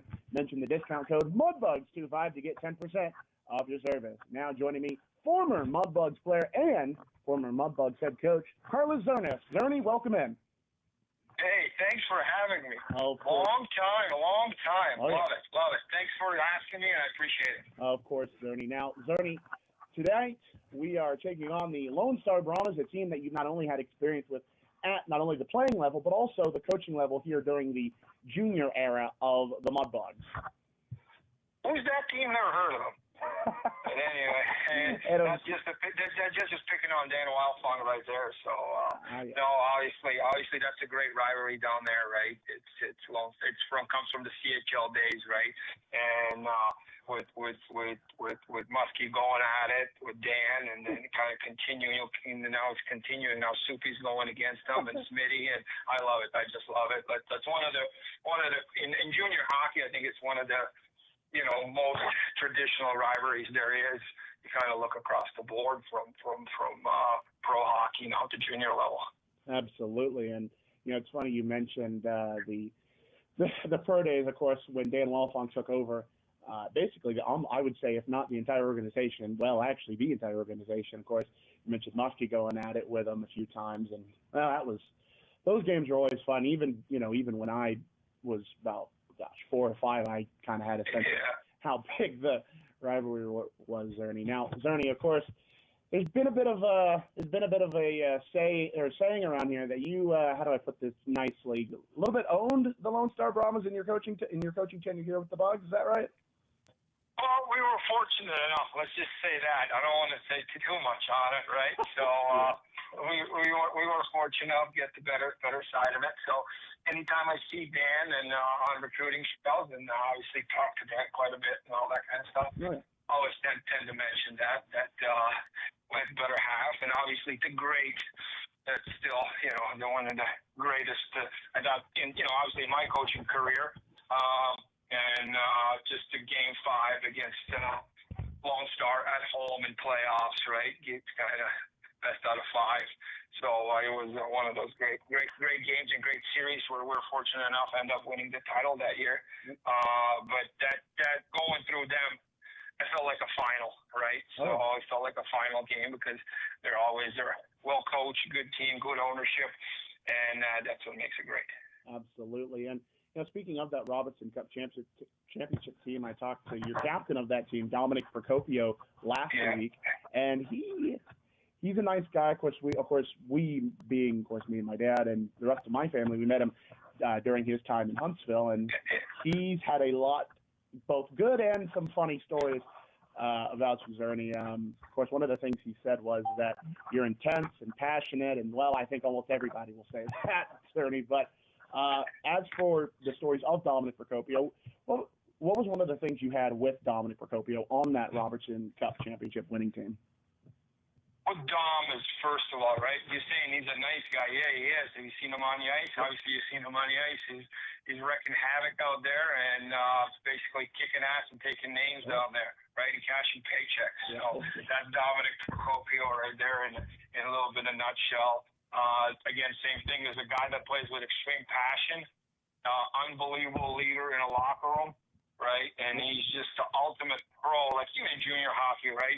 People say, what does a pro hockey player looks like, right? Pro. But Dominic is complete pro, right? Shows up on time, shows up early, does the work, hangs out with the guys, leads them the right way, practice habits. That's where you win championships is in practice, right? And that's what he does. He brings the intensity in practice, the high compete level, right? So I couldn't say enough great things about him. And obviously he's still playing, still continuing playing. And obviously anywhere he's gone has been a captain. That's not just right. It just happens for a reason. Just the person he is, and the kind of man he's becoming. So there's so much credit goes to him, to that title, just being the voice of reason in the locker room, right? Kind of a voice from coaching staff to the locker room, right? I couldn't say enough great things about Dom. Absolutely, and Zerny, of course, I saw you the last time I saw you. You were the head coach of the UAH Chargers in their last few seasons at the Division I NCAA level. Of course, there's a funny story about that. You wanted me to go to Alaska with you guys on a trip when your equipment manager at the time, who's now with the Fayetteville Marksmen. I remember that's one of the things I remember about your time with the Chargers. But is there any speaking of college, speaking of the last time I saw you and things like that, what is currently going on with Carlos Zernas right now? Currently, Carlos Zernas is in Nashville, Tennessee, and being a dad for a little bit, right? Because obviously that's one of my priorities too. But on the coaching side, I am at the Mercyhurst University. It's in the Atlantic Hockey Conference. Plays obviously Division I in Erie, Pennsylvania. Erie, Pennsylvania is more obviously known in hockey. Connor McDavid there played for OHL team. Erie Otters, right? So that's kind of Erie, and Erie's located kind of between the Cleveland and Buffalo area or up north. A lot of snow. There's a lot of snow, obviously, up there. But no, it was my last year there. My first last season. It was a great experience. Great staff to work with. I love the staff, love the administration, and kind of looking to build the program into more dominant team that wins more consistent basis. Absolutely. And what was one of the main things that kind of was a transition period in between going from being as a player in pro hockey to a coach at the junior level, of course, with the Bugs, and then just obviously going into the recruiting and coaching side of things with Mercyhurst, just as that stage of your career? It's definitely, you never know when you're done playing, right, where your path's going to lead to. I was fortunate enough, obviously, living in Nashville, Tennessee, in my off season. I was got involved more in the coaching in the summertime. And my story is how I ended up in Shreveport too, because I played in Colorado Eagles in Central League, and then I was doing one of the camps with ex Mudbugs radio guy Brandon Walker, that's here in Nashville, and Brandon runs some camps down here called Elite Edge in Nashville, and Dan Wildhorn was in the camp too, coaching, and we're still kind of both at that time. I was ready to retire and kind of start it'll be called normal life and getting in the business world, and Dan was coaching at that time. And kind of Dan was still playing, at that time, and then met Dan, and 4 months later, Dan called me and said, "Hey, we have some immigration issues. Hey, you still want to play?" And I was like, "Sure." So that's how I ended up in Shreveport. Meeting Dan in the coaching, and still ended up playing in Shreveport for a couple more years. But yeah, so I got involved in the coaching in the summer times when I was still playing. And I really enjoyed it. And then from there on, kind of took step by step, starting from youth hockey to Tier 3 junior hockey to the North American Hockey League to college, and and obviously done some things internationally with my home country Latvia. That's been exciting. Beat Canada last year at the World Juniors. No big deal on that one. but yeah, it's been awesome. I love it. I love coaching. I love the, obviously, as everybody knows, I'm a passionate coach, but I love and that's how I play too, right? With high intensity and passion. I think you have to do that. But I enjoy. You still get the, it's like the next thing after done you playing. How are you going to replace that passion? How you still enjoy the game and from different aspects of it, right? So it's been really fortunate. Been around great people, and again, one of the best places I've coached is Shreveport. Top down, top notch. One of the top junior programs it starts from the top with Tommy Scott in ownership and Scott Musket, right, running everything on day-to-day basis. And again, when we started it with Francis Angelone, Mike Gratton, Casey Curley, Soupy, right, Rich Perrant. Those are the people there, in the background, just working and grinding on daily basis, and I was fortunate to work with them. And as always, ladies and gentlemen, we'll be back with more here on this North Caddo Express Loop First Intermission Show. Stay tuned for part number 2 of our interview with Carlos Zernis coming up in the second intermission as part of the Sonic Drive-In second intermission show. You're listening to Shreveport Mudbugs Hockey here on MATV and the Bugs Broadcast Network.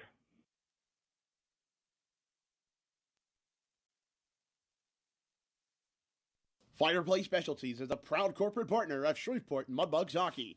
Fireplace gas logs, glass doors, wood stoves, mantles, and grills. They've got it all. They're located at 8500 Box Road in Shreveport or on the web at fireplacespecialties.net. Once again, that's fireplacespecialties.net. Fireplace Specialties is your fireplace headquarters.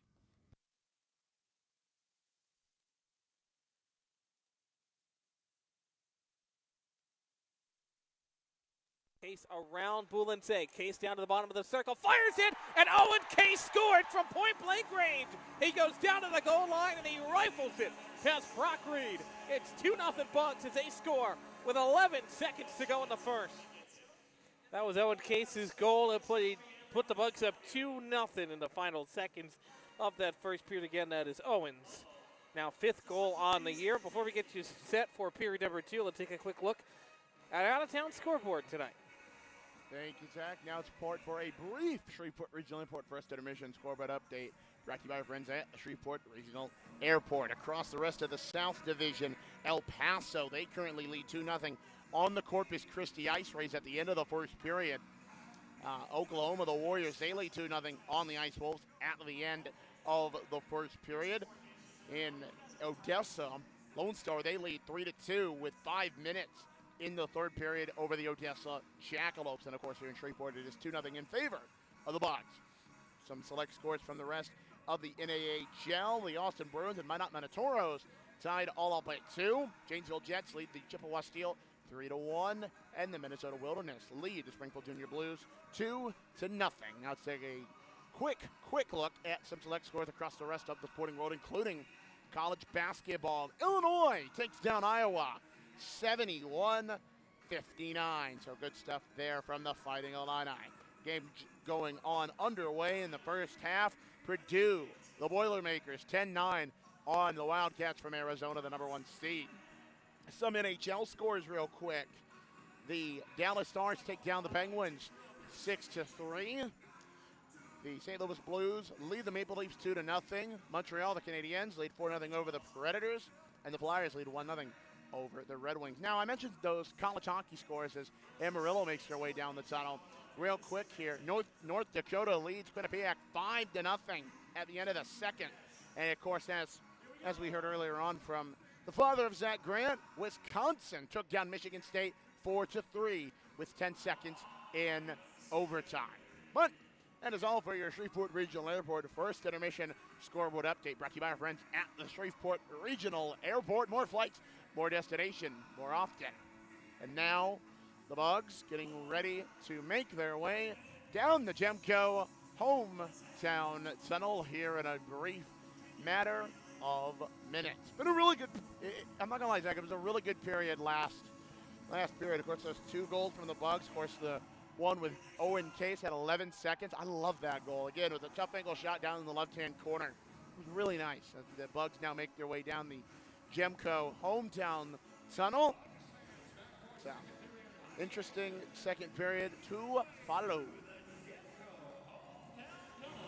Absolutely going to be a big middle frame. The second period last night is where Amarillo started to get that momentum coming back. So Bugs are going to have to be careful here in the middle frame. By the way, let's take a look now back at how this game kind of progressed. It was the Bugs who scored 2 minutes and 5 seconds into the hockey game off of Liam Wolf-Talby's 9th goal of the year. Vinny DiUlio picking up his 10th assist. Following that up, Owen Case in the last 11 seconds of the period, which is the latest goal, or latest in the period the Bugs have scored all year. It's Owen Case with his 5th.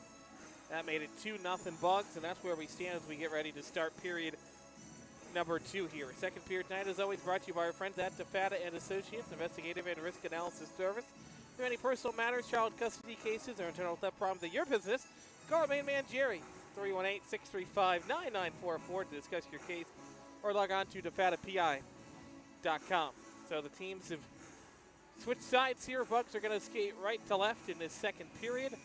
Amarillo, the reverse of that, of course. And Well, it's been a fun game. Now you just got to keep playing if you're the Bugs. Still lots to play for. Again, they're in the playoffs. That's irrelevant, but, I want to play on home ice as we've been talking about. And we've had a great crowd here tonight, and they want to keep that moving forward. Oh, absolutely. You just want to continue the home cooking that you've been at least accustomed to for, well, tonight and obviously last night at least, and you'll be accustomed to it for the next two games. Well, in the final two games against the El Paso Rhinos. Appreciate the 3-1-8 weekend, actually.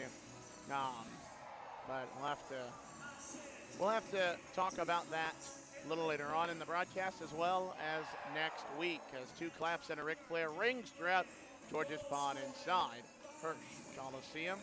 From our in-game host, Tristan Hill. Boys up on their feet, signals turn around, second period underway. Evan Hoagland, let's get her going. The Bugs will control the face-off back into their own zone as Amarillo won the opening face-off of the hockey game. Bugs get the better of them to start the second.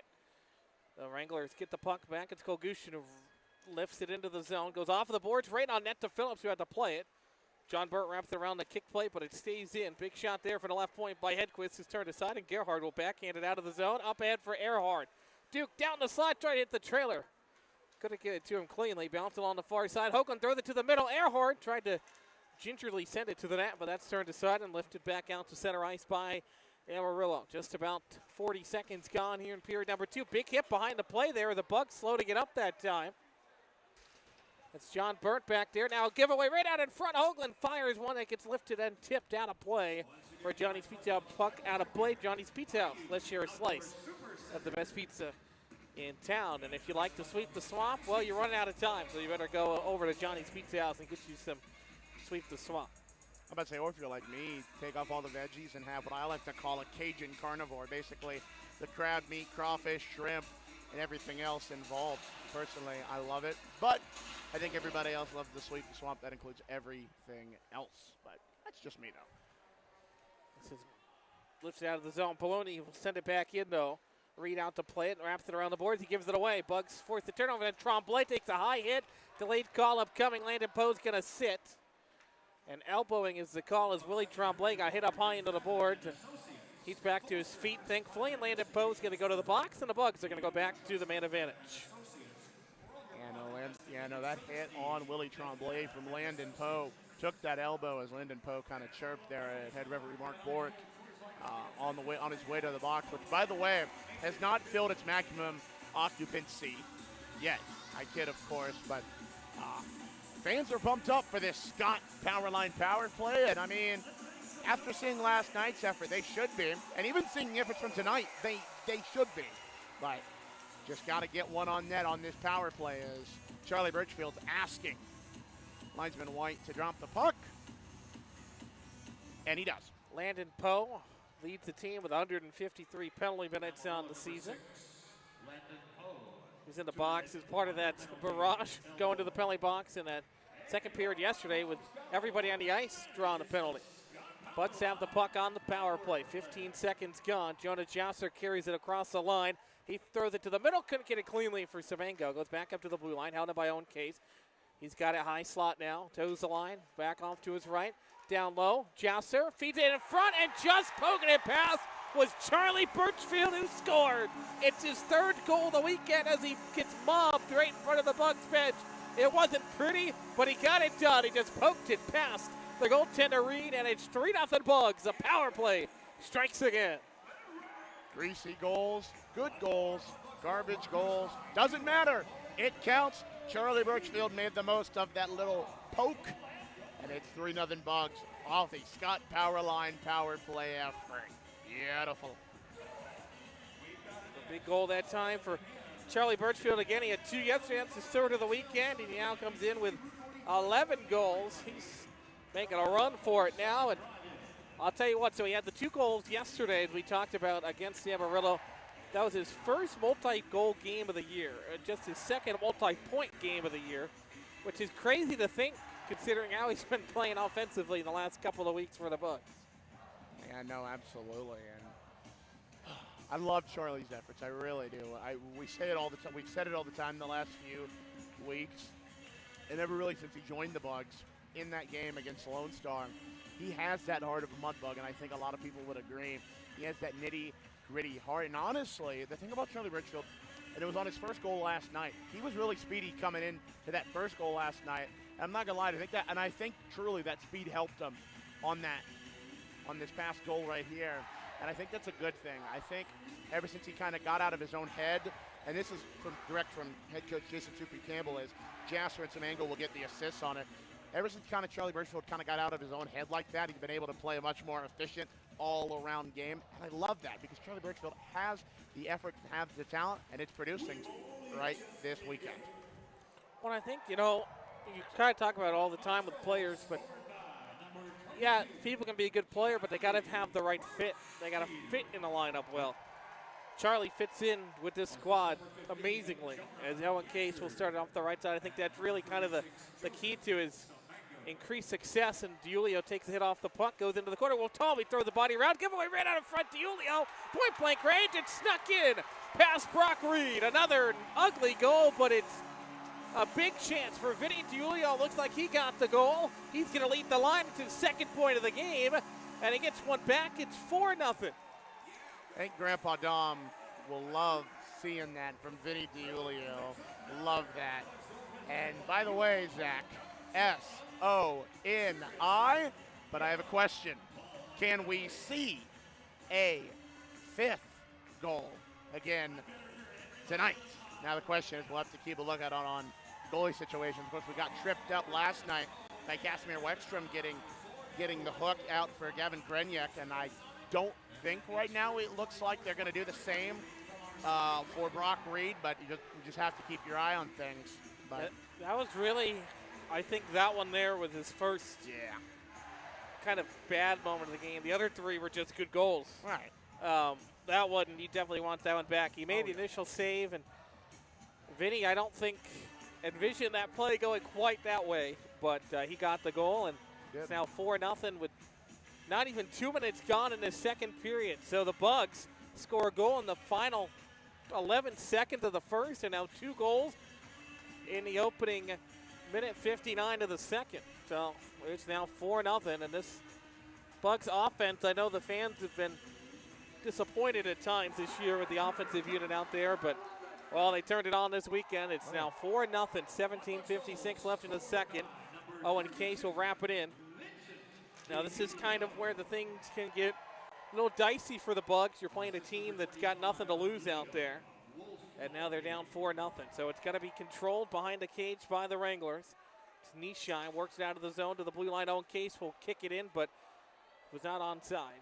So he plays hockey and he played football, or soccer right there, depending on your inclination to call it, whatever. As Gentler brings it over the line, into the slot it goes, trickles over to the far side. Case gets knocked into the boards, but he still won the race to the puck. Now he plays it up the wall. At the hash marks, it's tied up right in the skates of the referee that time. 4-car pile up as they try to work it free. And the slot shot there from Gentler gets tipped off a body in front, went high up in the air. I don't think anybody on the ice knew where that puck was, but it ends up bouncing right over to the far corner where it's picked up now by Nasham again. He's knocked off the puck, and the Bugs will move it ahead. Far side. Griner gets knocked off and throws a little jab that way. The way of Cruz Smith that time. Big hit in the corner. Bucks still have it. High slot. Griner knocked off the puck. He spun down. And it's going to be played by Hegarty. In over the line right side. Hegarty into the slot. He lost the puck as it's poked away by the Bugs, and they'll play it up ahead quickly with an outlet pass. In the offensive zone, Tremblay hits the brakes. Through his legs, backhand feet, in the slot. Great chance.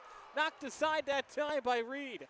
See, another good save for him tonight. Now it's going to be Kulgushin down the slot. Thornton, rather. His backhand shot is robbed by Phillips. What a great stop with his right toe.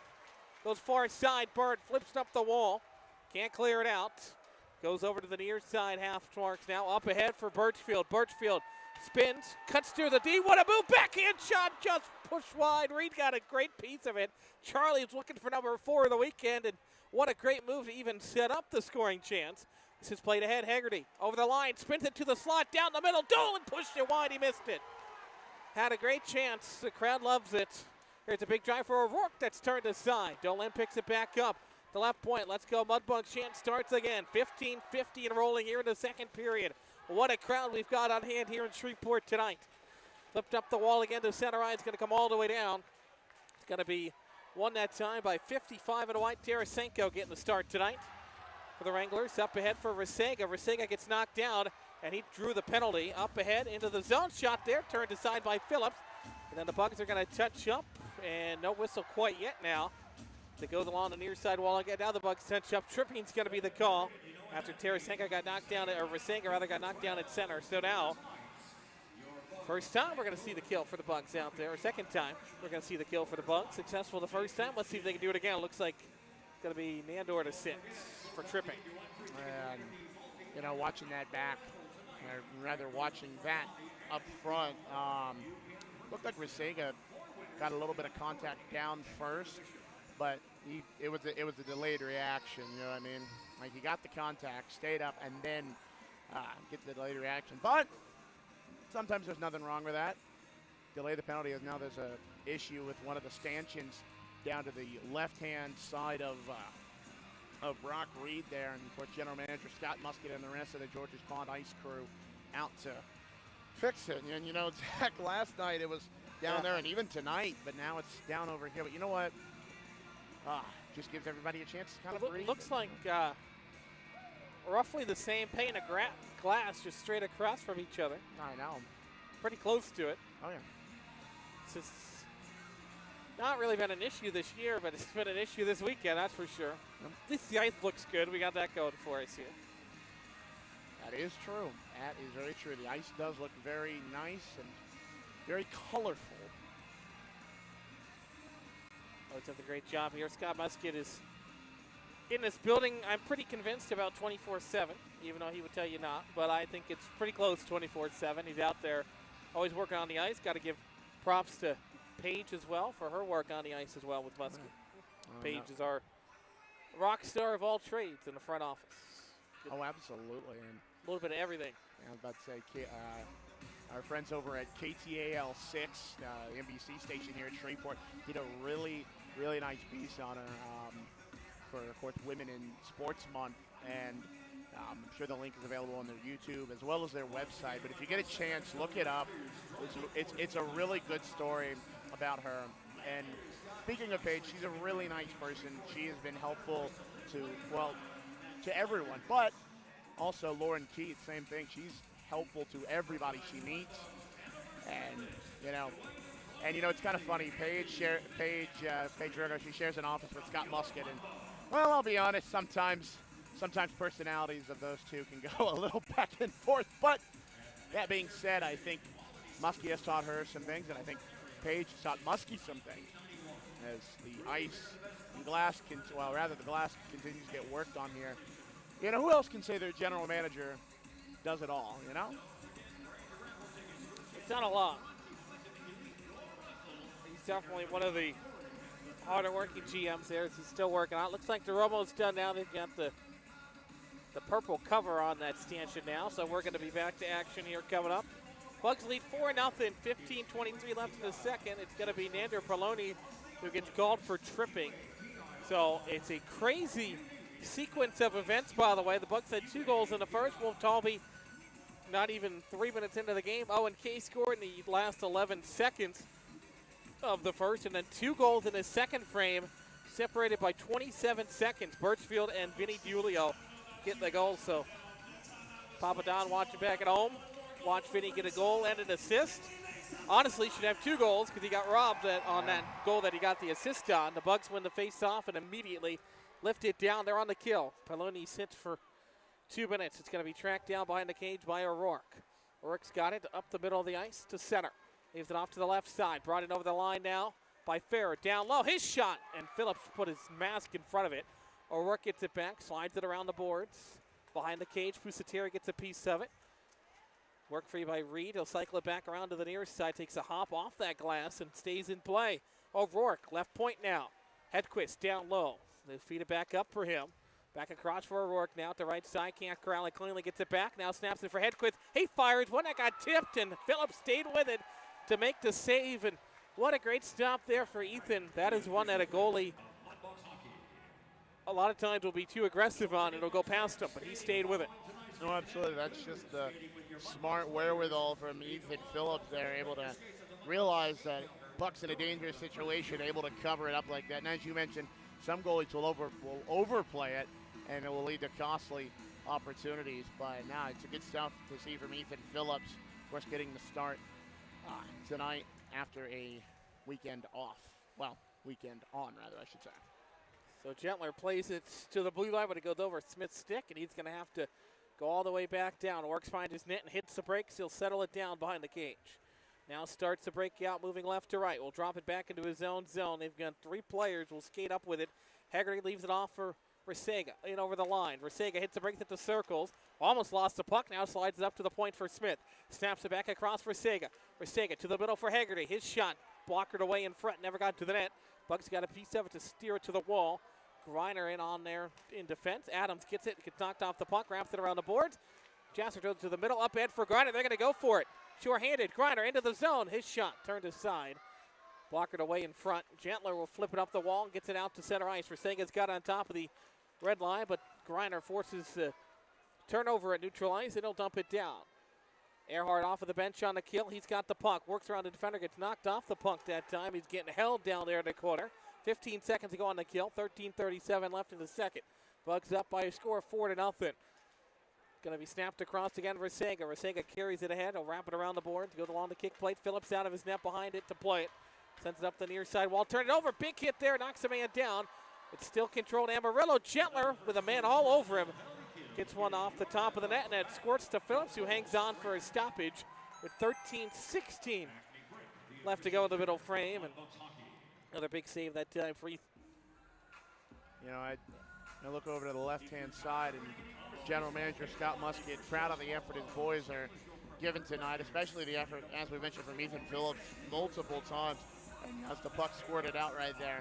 Again, that's another opportunity that goalies sometimes will overplay. It's not often you see it, but it can happen and lead to dangerous opportunities. But Ethan Phillips has had the smart knowledge, wherewithal, basically all the words for pretty intelligent play there.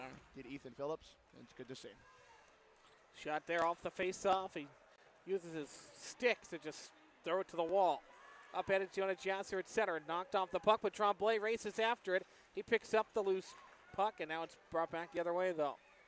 Up the near side wall, Gallagher tries to split the D, and he gets hit down from behind that time. I don't think that was intentional to even hit him, but they ran into each other. Now here's O'Rourke. His shot for the right point. Took a little bit off of that one and tried to little change jump, but it never got to the net. Nackam on the far side wall below the goal line. The Bugs will win the foot race to it into defensive zone, but they turn it over again. Tied up along the wall now. Gallagher gets knocked off the puck. It bounces free for Fair. Plays it up to the wall. That shot goes on net. Rebound. Phillips gave one up right in front, but it's covered up for a whistle, and there was Ethan's first real misplay of the game. They almost gave up the juicy rebound, but he stayed with it, covered it up, draws a stoppage, 12.5 to go in the second. He did, and if you look at the shots on goal numbers, of course, in the second period so far with 12:38 left, 9-4 in favor of the Wranglers. So Ethan's getting a lot more tested here in this second period. Well, one more shot tested, I should say, but still, either way, I love it. Well, one more shot, but they still got 12 minutes to add some more. Again, the second period was the Wranglers' big period last night as well. Big hit there behind the play. Remy's got the puck, wraps it around the board, comes near side, and the Bugs will start the breakout up the far side now that's snapped across for Barrett. Barrett throws the body around, but Amarillo is going to win the race to the puck. Wrapped around the board, comes near side, up the half wall, towards the blue line. The Bugs will poke it out. It's Sakrisky who feeds it back towards the blue line. Up ahead for Griner, goes off the edge rather of an outstretched stick. But the Bugs almost force the turnover into D zone. Sakrisky races after loose puck, flips it in the air for Barrett. Barrett is shoved off the wall that time by Ogle. Now throwing the body around are the Wranglers. Here's Poloni, left point. His shot through traffic got tipped and went just wide of the net. Thorne races after it. He's got it along the far wall. He'll snap it at open ice up ahead. It's Nashine. It over the line. Drops it off for Boris. Throws it to the middle again. Down the slot. Thorin's shot saved by Phillips. Rebound comes loose in the blue paint. He sprawls to his right. Got a piece of it. It's still loose. And the Bugs will start the other way. Good defense in front of the net. It's brought up ahead by Barrett. He'll rifle it in from the blue line. Foot race for it that time. Controlled by the Wranglers. Up the near side wall. Up ahead for Thornton. He'll slap it to the middle. Bugs will pinch and hold it in at the blue line for a moment. Now another great play by Wolf Talby. This one came out, though, on Thornton. That'll be an offside whistle. The Bugs were trying to tag up with 11:10 left to go, and we're going to take a timeout here. midway through the second. 4-0, Bugs on top. Back in a moment here on the Bugs Broadcast Network.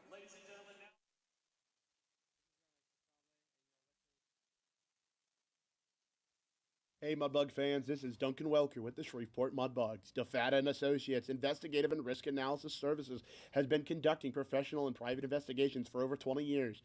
They offer both a full range of services to both businesses and individuals. Whether you need an investigator for a personal matter like a child custody case or suspect an internal theft problem within your business, DeFata and Associates can get you the information you need. Call Jerry and the team today at 318-635-9944 to talk about your case or visit them online at defatapi.com. Hey, this is Mitchell Reed, and you're listening to the Shreveport Mudbugs Hockey on NATV and the Mudbugs Audio Network with Zach Grant and Duncan Welker. Now let's get back to the action. Claws up. Porter's Industrial has been delivered a difference for Mudbugs Hockey, locally owned and operated for over 50 years, providing uniforms, floor mats, and facility services for your company. Porter's Industrial delivered a difference. His hometown hero being honored here in the second period. 4-0 the lead. Liam Wolf-Talby, Owen Case, Charlie Birchfield, and Vinny DiUlio, the goal scorers for the Bugs. And 3 of those goals came in about a 2.5-minute span at the end of the first and beginning of the second. That's where we stand midway through period number 2. Looking to keep things rolling are the Bugs. They're already clinched their spot. They're not worried about that. Now they want home ice advantage, and the way they're playing right now, they just might get it. They're come into the night 1 point behind Corpus Christi, so a Mudbugs win and a Corpus loss would put the Bugs in 4th. But nonetheless, it's got to be some important things going on out of town here tonight as well. So we're going to need a little bit of help, though. But nonetheless, all you can do is win the games in front of you, and that's you know, if you don't win the games yourself, then it doesn't matter what the other team does. So the Bugs have to just keep playing the way they're playing right now. Is Owen Case with a goal tonight. He's got the puck back into his own zone. 11 minutes and rolling here in the second period. Bugs up 4-0. Up ahead for Jasser. Icing is washed out. It was tipped, says Grant Kennedy. At the forward blue line. Big hit there in the corner by Jasser. Puck wraps around the end wall. Picked back up by Jonah below the goal line. Far side. Works up towards the blue line. Now a backhanded through his legs to the corner, but it's intercepted, and Amarillo starts a 4-player breakout. Up the center of the ice for Sega. Up head for Hegarty. Goes off on the edge of his stick. He gets it back for a moment before the Bugs send 3 guys at him in the corner. Wrapped up the board. Landon Poe holds it in. Right point, his shot. Blasted rebound for Hegarty off the side of the cage. He gets it back around Adams. That shot goes again off the other side of the net this time, but Owen Case wraps it down. This is going to go for icing against the Bugs with 10:16 left to go here in the second. Of course, all icings this season are brought to you by our friends at Louder Baking Company. That's Louder Baking Company, one of the newest corporate partners of Shreveport Mudbugs Hockey. And as always, Mudbugs Hockey is brought to you by our friends at Down Home Meats. You know, whether you're grilling outdoors looking for a hearty and flavorful sausage for breakfast, gumbo platter, or anything else, a crawfish boil, Down Home Meats in the Stonewall, Louisiana's got you covered. That's Down Home Meats, available in all major grocery stores. So whoever wins that grill in the raffle tonight, go to Down Home Meats. Exactly, yeah. I was about to say, get some good Down Home Of course, Meats I'm still partial to the cooler with the speaker in it. But yeah. hey, you know, different strokes for different folks, I guess. It's played along the far side wall, picked up by Amarillo.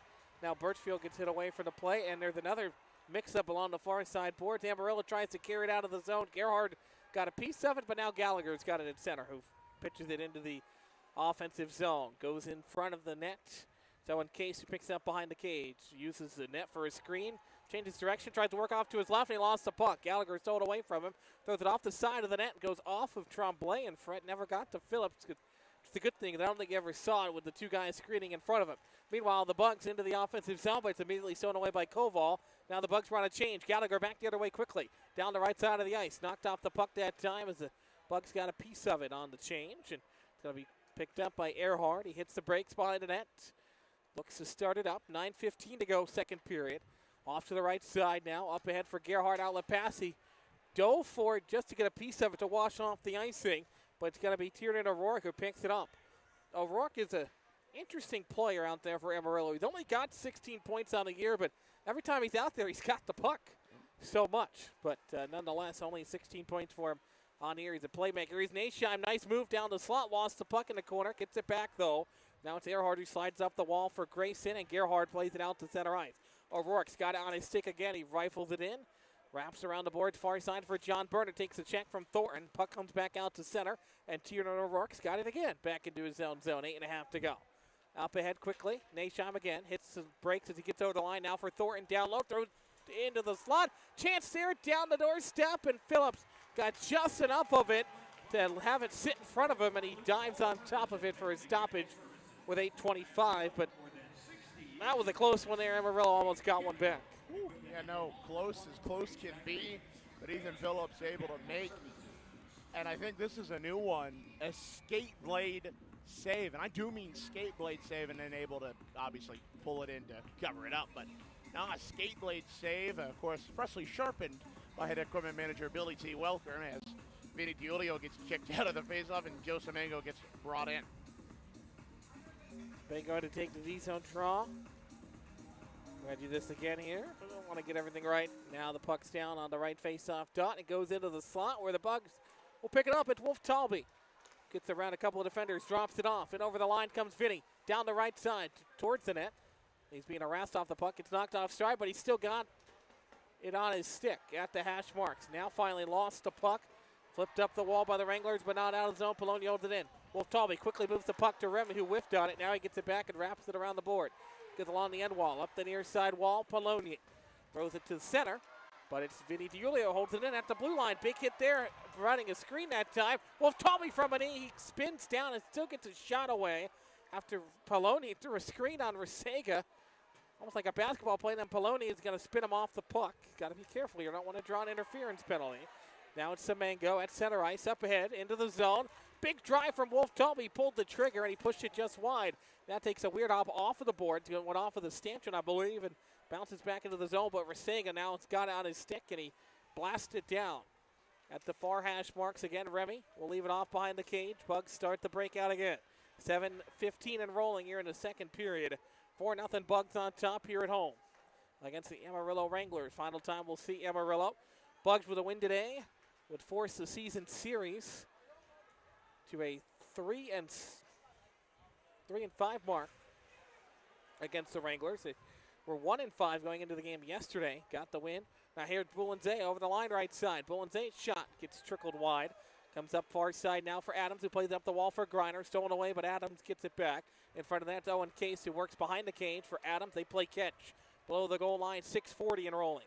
Case sends it softly over for Adams now. He's got it off the stick. Spins and uses, again, an effort for a screen around Gallagher. Up and into open ice, snaps it across left side.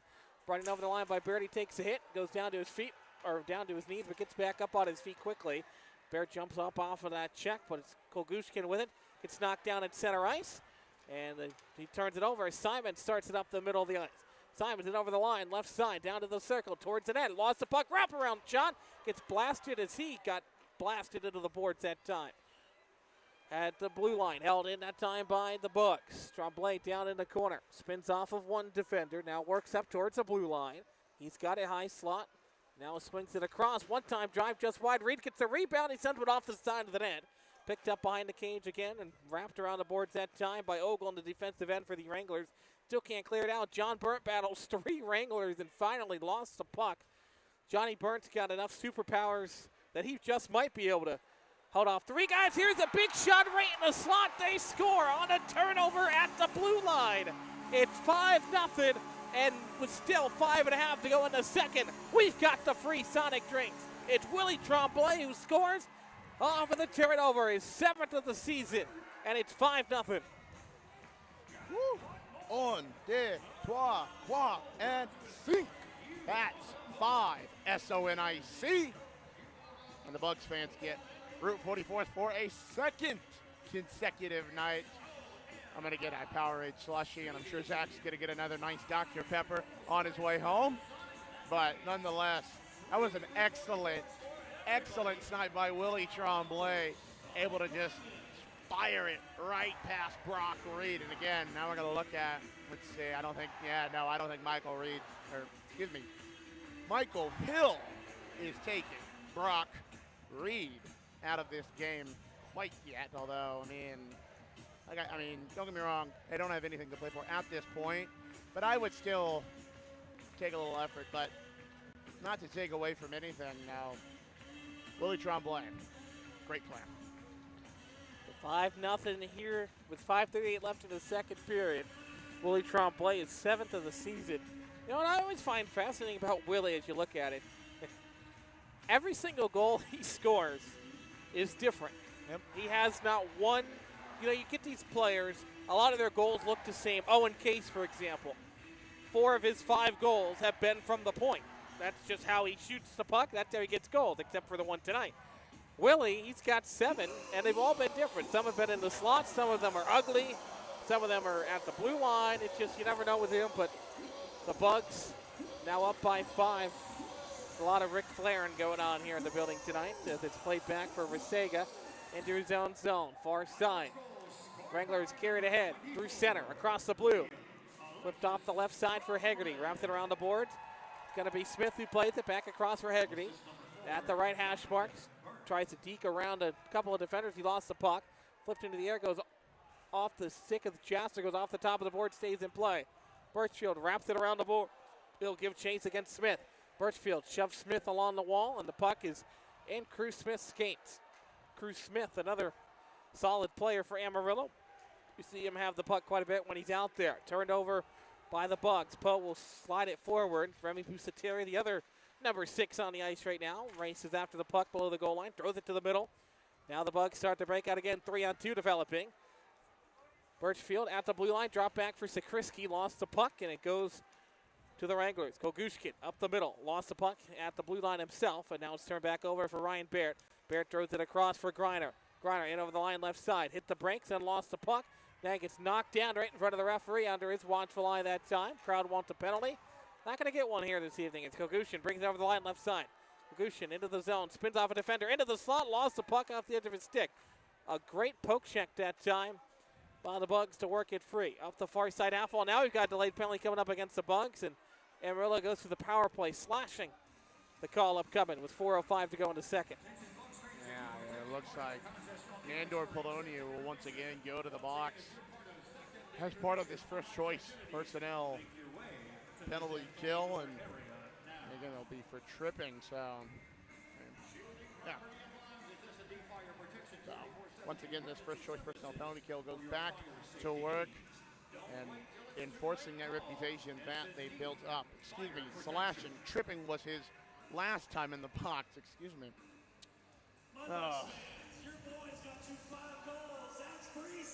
Here we go, going to the PK.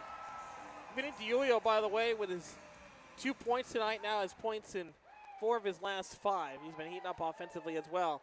The Bugs will win the faceoff and clear it down. Hegarty tracks it down into the Amarillo end. He'll leave it off to the far side of the ice. Behind the net. Now Amarillo will cycle up the middle. They almost turn it over. Resega tried to spin it up the ice, and Hegarty accidentally kicked it with his stick. Now Resega's got it back on the puck on his stick. The leading scorer works into the offensive zone, down the slot, cycles up towards the blue line. He's been solid, 55 points for him on the year in 55 games, so he's averaging a point a game. Bugs will send it into the slot near side, and it's rifled down by Wolf Talby. And he'll go off for a change as the Bugs have really been working on that since last week. Here's a giveaway in front. Bugs got it back. Offensive end will slide it back to center ice for Mitchell Reed. Soupy talked about it in our pregame against Odessa. They need faster line changes. As here's Earhart into the slot. Now for Griner, cutting down the right wing. He got robbed as Reed got a piece of it. Left off for O'Rourke. He's got it with some dead wood laying right in front of him. He skates around the stick laying on the ice. Up head to the blue line, touched, and this is going to be icing on Amarillo. But yeah, Soupy talked about the need for faster line changes. He said we've got guys hanging out too long. Bugs have done a good job here the last couple of weeks with those line changes as well. Well, they have, and a thing that obviously Soupy knows, and obviously we have an idea of, is that the faster your line changes are, it can be a positive thing. And it can also be a hindrance because sometimes if you guys get out there too quickly, you get overgassed. But by the way, on that Willie Tremblay goal, Johnny Burnt with the assist. So that'll be his 29th assist on the year, if I'm correct. You know, sometimes I am, sometimes I'm not. But hey, if everybody was correct all the time, that would be a kind of a boring world. The Zade's pass goes off the back of the net. 40 seconds to go on the kill for the Bugs. 2:43 left here in the second. 5-0. Mudbugs on top. Semengo wraps it around the boards for Reed. Gives it up the half wall. Shot there, turned over. Goes up to the left point for Hedquist. Sends it back around the boards to the near side again as they go back and forth in the offensive zone. O'Rourke gets knocked off the puck that time by Reed, but eventually bounces free to the Wranglers. Snapped up top, Hedquist. Hedquist off to his right for O'Rourke at the point. Down low to the bottom of the near circle. Feed across, one-timer blasted wide. Now comes back up top, O'Rourke at the right point. 5 seconds to go on the kill. Hedquist back to the left circle. Back to the right circle. One time doesn't connect for fair. And he throws his stick down in disgust behind the net as it broke, I think. O'Rourke will wrap it around the boards.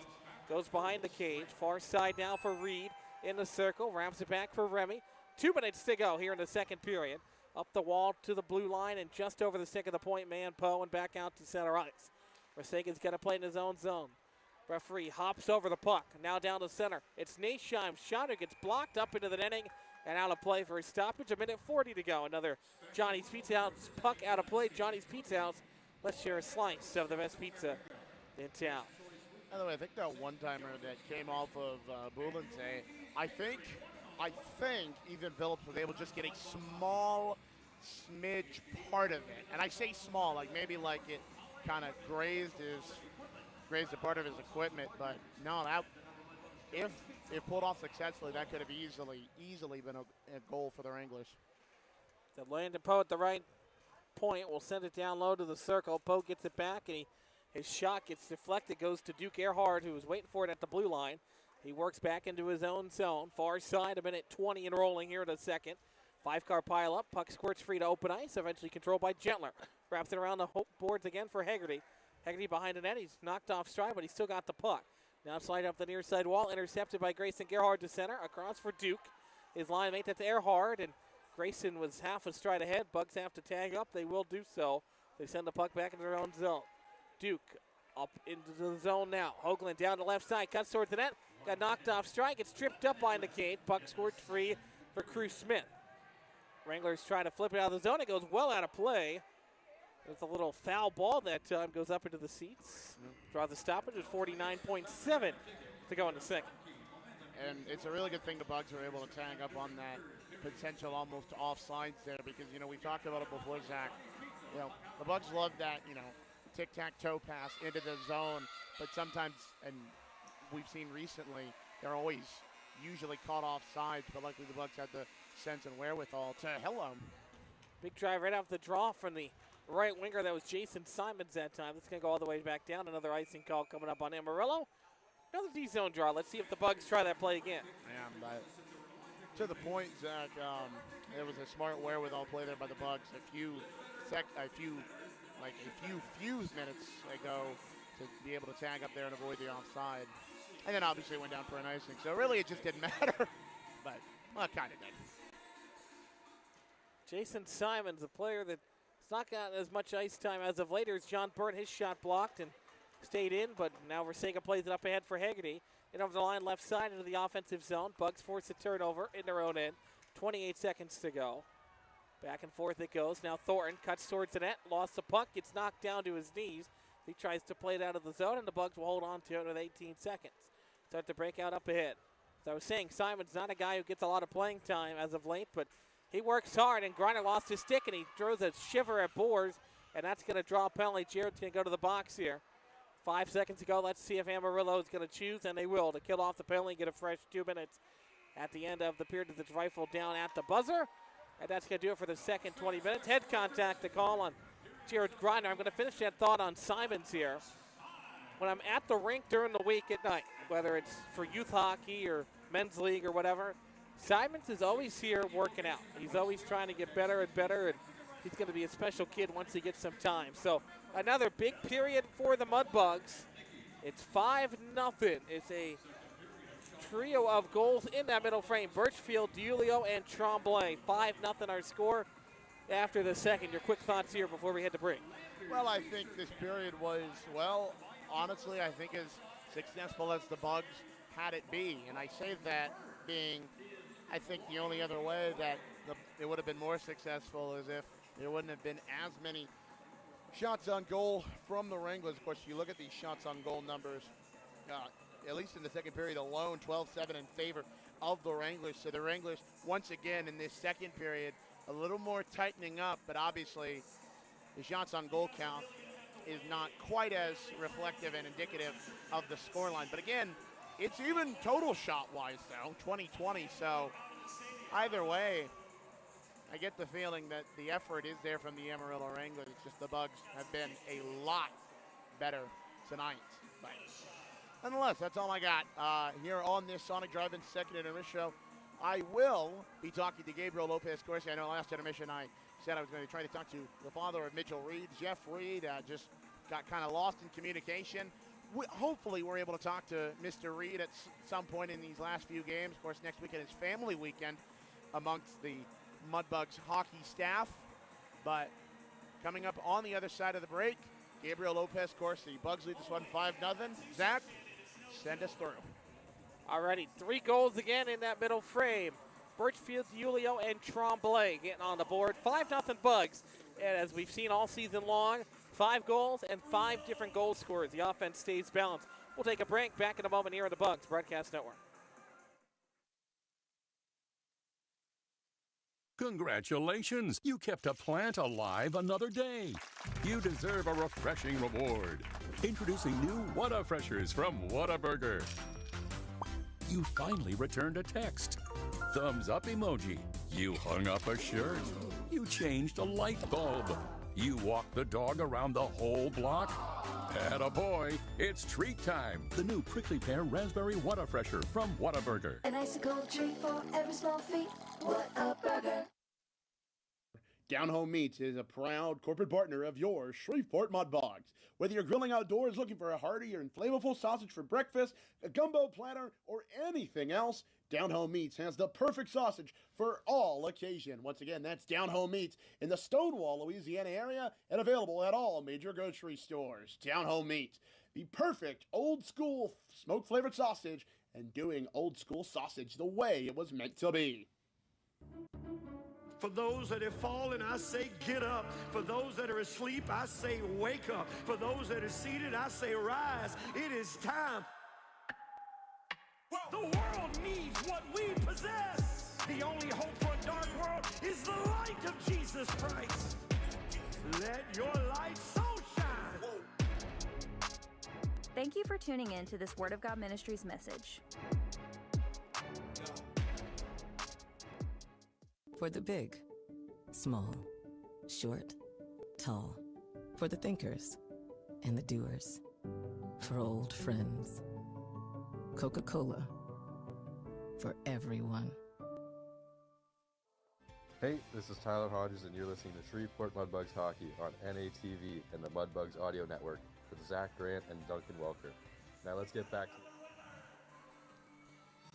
Welcome back inside George's Pond here at Hirsch Coliseum. Bugs lead this one 5-0 over the Amarillo Wranglers. As here on NATV, you can see the Caster Keep has been part of the outdoor raffle prizes throughout the night. And I'll be honest, this one's kind of an interesting game. But those thoughts will have to stay in my mind. As joining me now, Mudbugs forward number 18, Gabriel Lopez-Corsi. Gabe, welcome in. Thank you very much. Oh, of course. Now, Gabe, we've had you on the line before, but that was about a month or so ago, maybe a month and a half ago.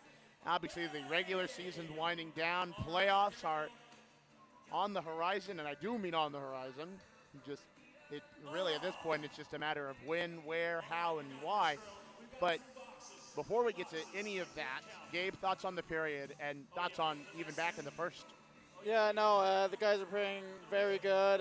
We're playing intense. We're having a very good forecheck. So, we're putting them on the pressure, and, we get the goals too. And, yeah, the boys are just playing good, playing concentrated. So I think, they got this for sure. Oh, absolutely. And, I mean, me and Zach have talked about it ever since he got here, and he's seen the 5 goals on the board. Been 5 different goal scorers. Of course, Liam Wolftalby and Owen Case in the first, and then Birchie, Vinny, and then Willie Alexis Tremblay in the second. By the way, just real quick, when Willie scored that 5th goal, I tried to count from 1 to 5. Yeah, no, I'm sure there were people laughing at my attempt. So I'm about to say, just count from 1 to 5. All right. 1, 2, 3, 4, 5. Caught and Yeah. signed. Okay, Yeah. so I got that completely wrong. All right, well, thank you, Gabriel Lopez-Corsi, for getting us correct there. But, good.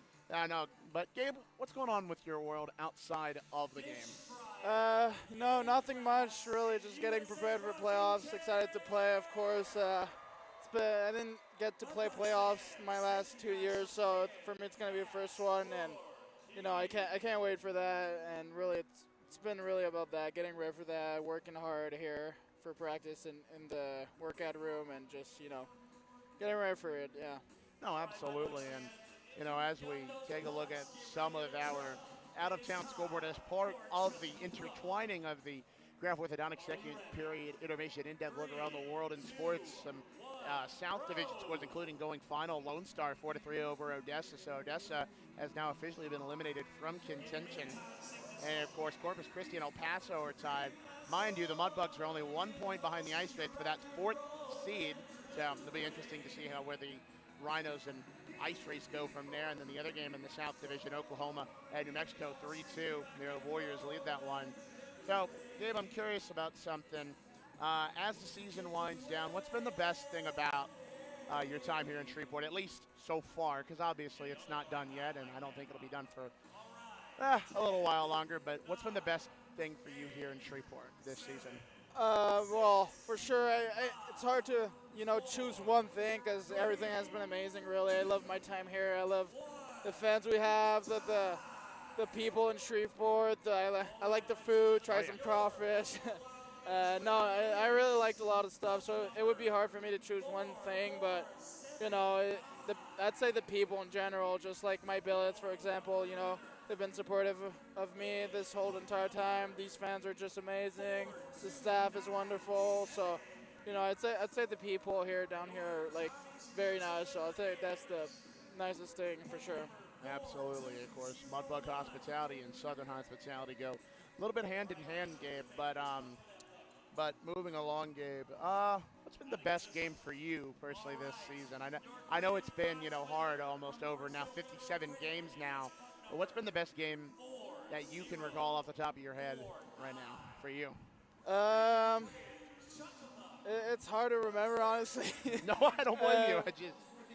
Honestly, if I just based on how good we're playing, I think that one that we're playing today, we're playing good.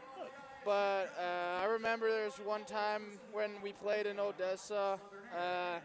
We won, I think, was 7-2 or 9-2, something like that. And I feel like, we really came into there, played our game, and got the big results with the big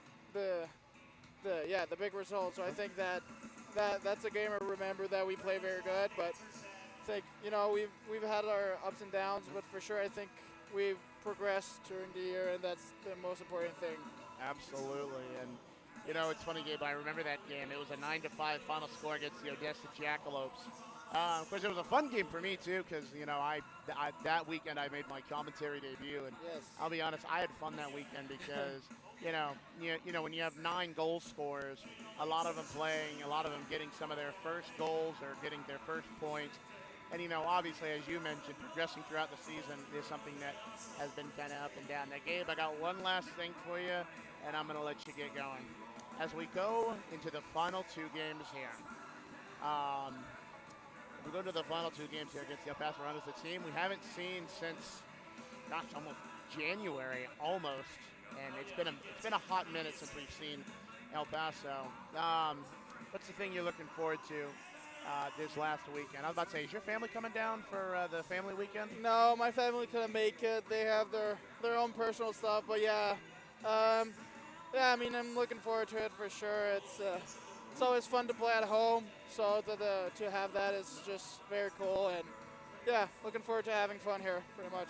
Absolutely. Well, Gabe, that is all I got for you, so thank you for joining us here on the Sonic Drive-In Second Intermission Show. Once again, brought to you by our friends at Sonic Drive-In.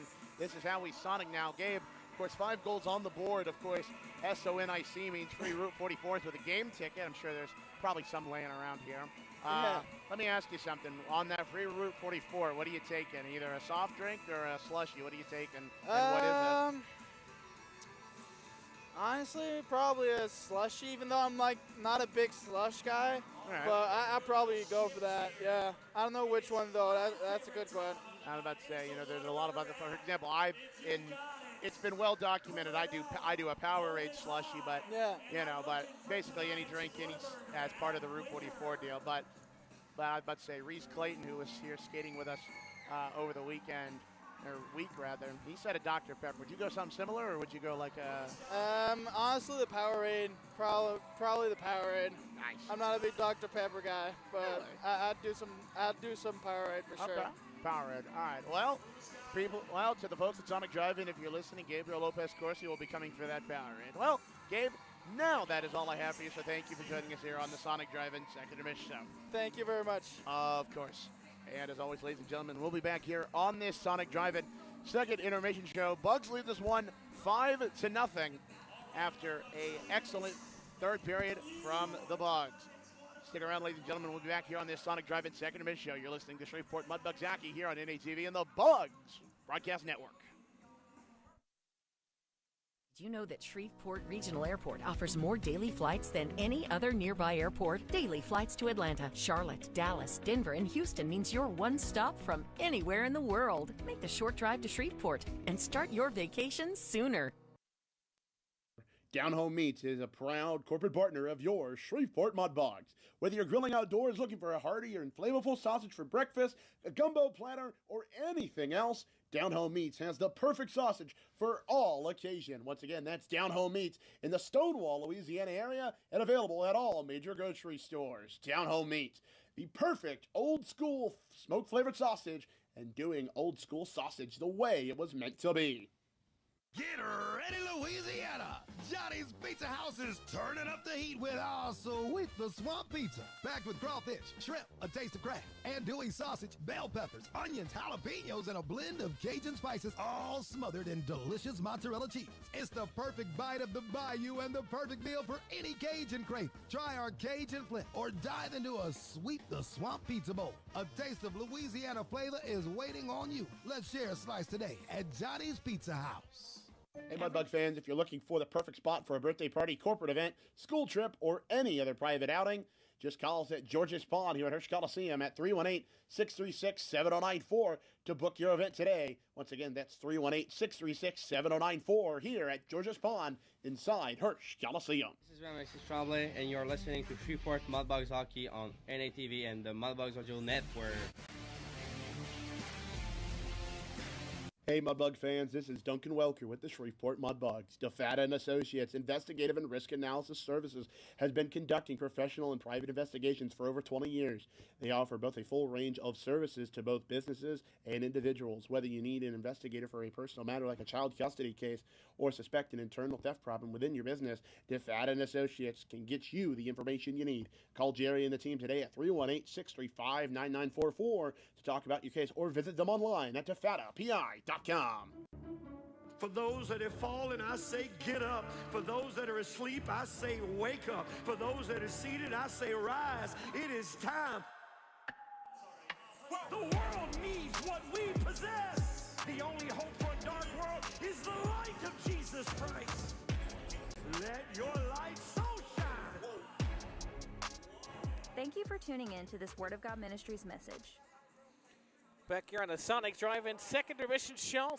Sonic Drive-In, this is how we Sonic. Let's take a look at our out-of-town scoreboard before we get you set for the third period of the Bug lead 5-0 after 2. A couple of big games going on in the South Division. Lone Star defeats Odessa 4-3. They outshot the Jackalope 31-12. What a shot differential for Lone Star, although they only won by 1. 4-3 the final. They scored 2 in the first and 2 in the third. That gave them the victory. Odessa's a team, again, as we saw last week with the Bugs. They do not go away. They tied up the game, and then with 38 seconds left, Tyson Scanlon got the game winner that will all but eliminate Odessa. So now with that loss, the Jackalopes have one last hope to stay alive. That would be Oklahoma losing. They're currently tied with New Mexico at 3 out at the Outpost with 2 minutes to go in the second period there. Oklahoma's been playing some great hockey, and they're out shooting New Mexico right now 22-20. Elsewhere in the South Division, the last game, this is probably the most important game for the Bugs. Corpus Christi and El Paso, they're tied up at 2. We desperately need Corpus to drop another game. If the Ice Rays lose tonight and the Bugs hold on to this 5-goal lead, they will be the new holder of 4th place, which would be home ice advantage in the first round, but it's 2-2 in Corpus Christi. Ice Rays out shooting the Rhinos 29-17. They actually tied the game. They were down 2-0. James Chase and Nick Evans for Corpus made it a 2-2 game. That's where we stand there in the second intermission as well, down there in South Texas. So that's a look at the out-of-town scoreboard tonight. We'll take one final timeout. On the other side, we'll recap the second period before we get you set for the third and final frame. 5-0 Bugs on top after 2 here on the Bugs Broadcast Network.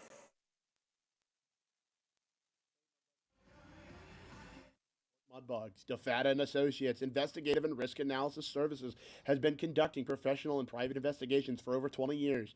They offer both a full range of services to both businesses and individuals. Whether you need an investigator for a personal matter like a child custody case or suspect an internal theft problem within your business, DeFata and Associates can get you the information you need. Call Jerry and the team today at 318-635-9944 to talk about your case, or visit them online at defatapi.com. For those that have fallen, I say get up. For those that are asleep, I say wake up. For those that are seated, I say rise. It is time. The world needs what we possess. The only hope for a dark world is the light of Jesus Christ. Let your light so shine. Thank you for tuning in to this Word of God Ministries message. Fireplace Specialties is a proud corporate partner of Shreveport Mudbugs Hockey. Fireplace gas logs, glass doors, wood stoves, mantles, and grills. They've got it all. They're located at 8500 Box Road in Shreveport or on the web at fireplacespecialties.net. Once again, that's fireplacespecialties.net. Fireplace Specialties is your fireplace headquarters. Coors Light presents To Chill or Not to Chill. When your friend skips your favorite song on the playlist. End the friendship. Or choose chill, because that song lives rent-free in your head anyway. And you're planned ahead by bringing Coors Light to the party. And the sound of that ice-cold can cracking open was music to your ears already. Coors Light. Choose chill. Celebrate responsibly. 2025 Coors Brewing Company, Golden, Colorado. This is Mitchell Reed, and you're listening to the Shreveport Mudbugs Hockey on NATV and the Mudbugs Audio Network. 5-0 Bucks on top, heading to the third and final frame of regulation here tonight from Shreveport. Want to thank everybody for tuning in, including those of you listening back in Amarillo tonight. Wranglers and Bugs closing out the regular season series here this year. And the Bugs struggled. They were 1-5 going into last night. They got the big victory last night, 5-2, and they're lead 5-0 after 2. Speaking of that 5-0 lead, let's take now a look back at kind of how things have shaken up to this point in the hockey game. Liam Wolf told me he got the scoring started 2 minutes and 5 seconds into the hockey game. His 9th of the season, Vinny DiUlio picked up his 10th assist. Owen Case followed up with his 5th goal of the year with 11 seconds left in that opening frame. That made it 2-0 going into the break. Then in the second period, Charlie Birchfield was the one who got the scoring started in that middle frame at the 18:28 mark. His 11th of the season, Jasser and Semengo both picking up assists, 16th and 21st, respectively. Here's how it sounded. By Owen Case. He's got it high slot now, toes the line, back off to his right, down low, Jasser feeds it in front, and just poking it past was Charlie Birchfield, who scored. It's his 3rd goal of the weekend as he gets mobbed right in front of the Bugs bench. It wasn't pretty, but he got it done. He just poked it past. That was Charlie Birchfield. That was, again, his 11th of the season, 3rd of the weekend. Following it up 21 seconds later at the 18:01 mark. On his grandfather's birthday, he was listening back at home. It was Vinny DiUlio who got another goal. Case will start off the right side. I think that's really kind of the key to his increased success, and Diulio takes a hit off the puck, goes into the corner. Wolftalby throws the body around, giveaway right out in front. Diulio, point-blank range, it snuck in past Brock Reed. Another ugly goal, but it's a big chance for Vinny Diulio. Looks like he got the goal. So again, that was Diulio's 6th of the season. Wolftalby picks up his 16th assist. Then, at the 5:38 mark, another power play goal. William Alexis Tremblay. He gets back on the score sheet, his 7th goal of the year, with John Burnt picking up assist number 29 of the season. Hold on, 3 guys. Here's a big shot right in the slot. They score on a turnover at the blue line. It's 5-0, and with still 5.5 to go in the second, we've got the free Sonic drinks. It's Willie Tremblay who scores off of the turnover, his 7th of the season. So the fans here in attendance getting free Sonic drinks last night. They got them again tonight with the 5 goals scored at home, as if you needed any other reason to come out to George's Pond. And you can come out to George's Pond next week, the final home weekend of the regular season, against the El Paso Rhinos. 7-11 puck drop both Friday and Saturday for Appreciate the 318 night, celebrating all of our wonderful fans here in the Shreveport area and the long legacy that the Mudbugs hold here in the city.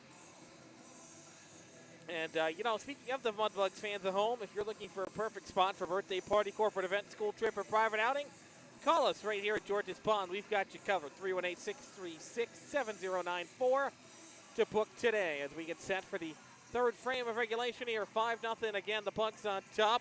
Wolftalby, Owen Case, Charlie Birchfield, Vinny Diulio, and William Alexis Tremblay getting on the score sheet, by the way, for Vinny Diulio now. That's points in 4 of his last 5 games. Charlie Birchfield has 3 points this weekend, and again, he had 2 goals yesterday, which is his first multi-point game, or multi-goal game rather, of the year. Owen Case is 5th of the season, and Liam Wolftalby is 9th goal of the year, which now has points in each of the last 8 weekends. So 8 straight weeks with a point for for Liam Wolftalby. Rather, he's got quite a few goals to his credit as well. Puck is down. We're off and rolling here in the 3rd period. 5-0 Bugs on top. Amarillo into the offensive zone. It's Gentler who's poking at it. That's held along the wall by Kolgushkin that time. 5-car pile up, and then it's Thornton mixing it up here. By the way, the Wranglers on a power play. Big drive for Gentler. Stopped by Phillips.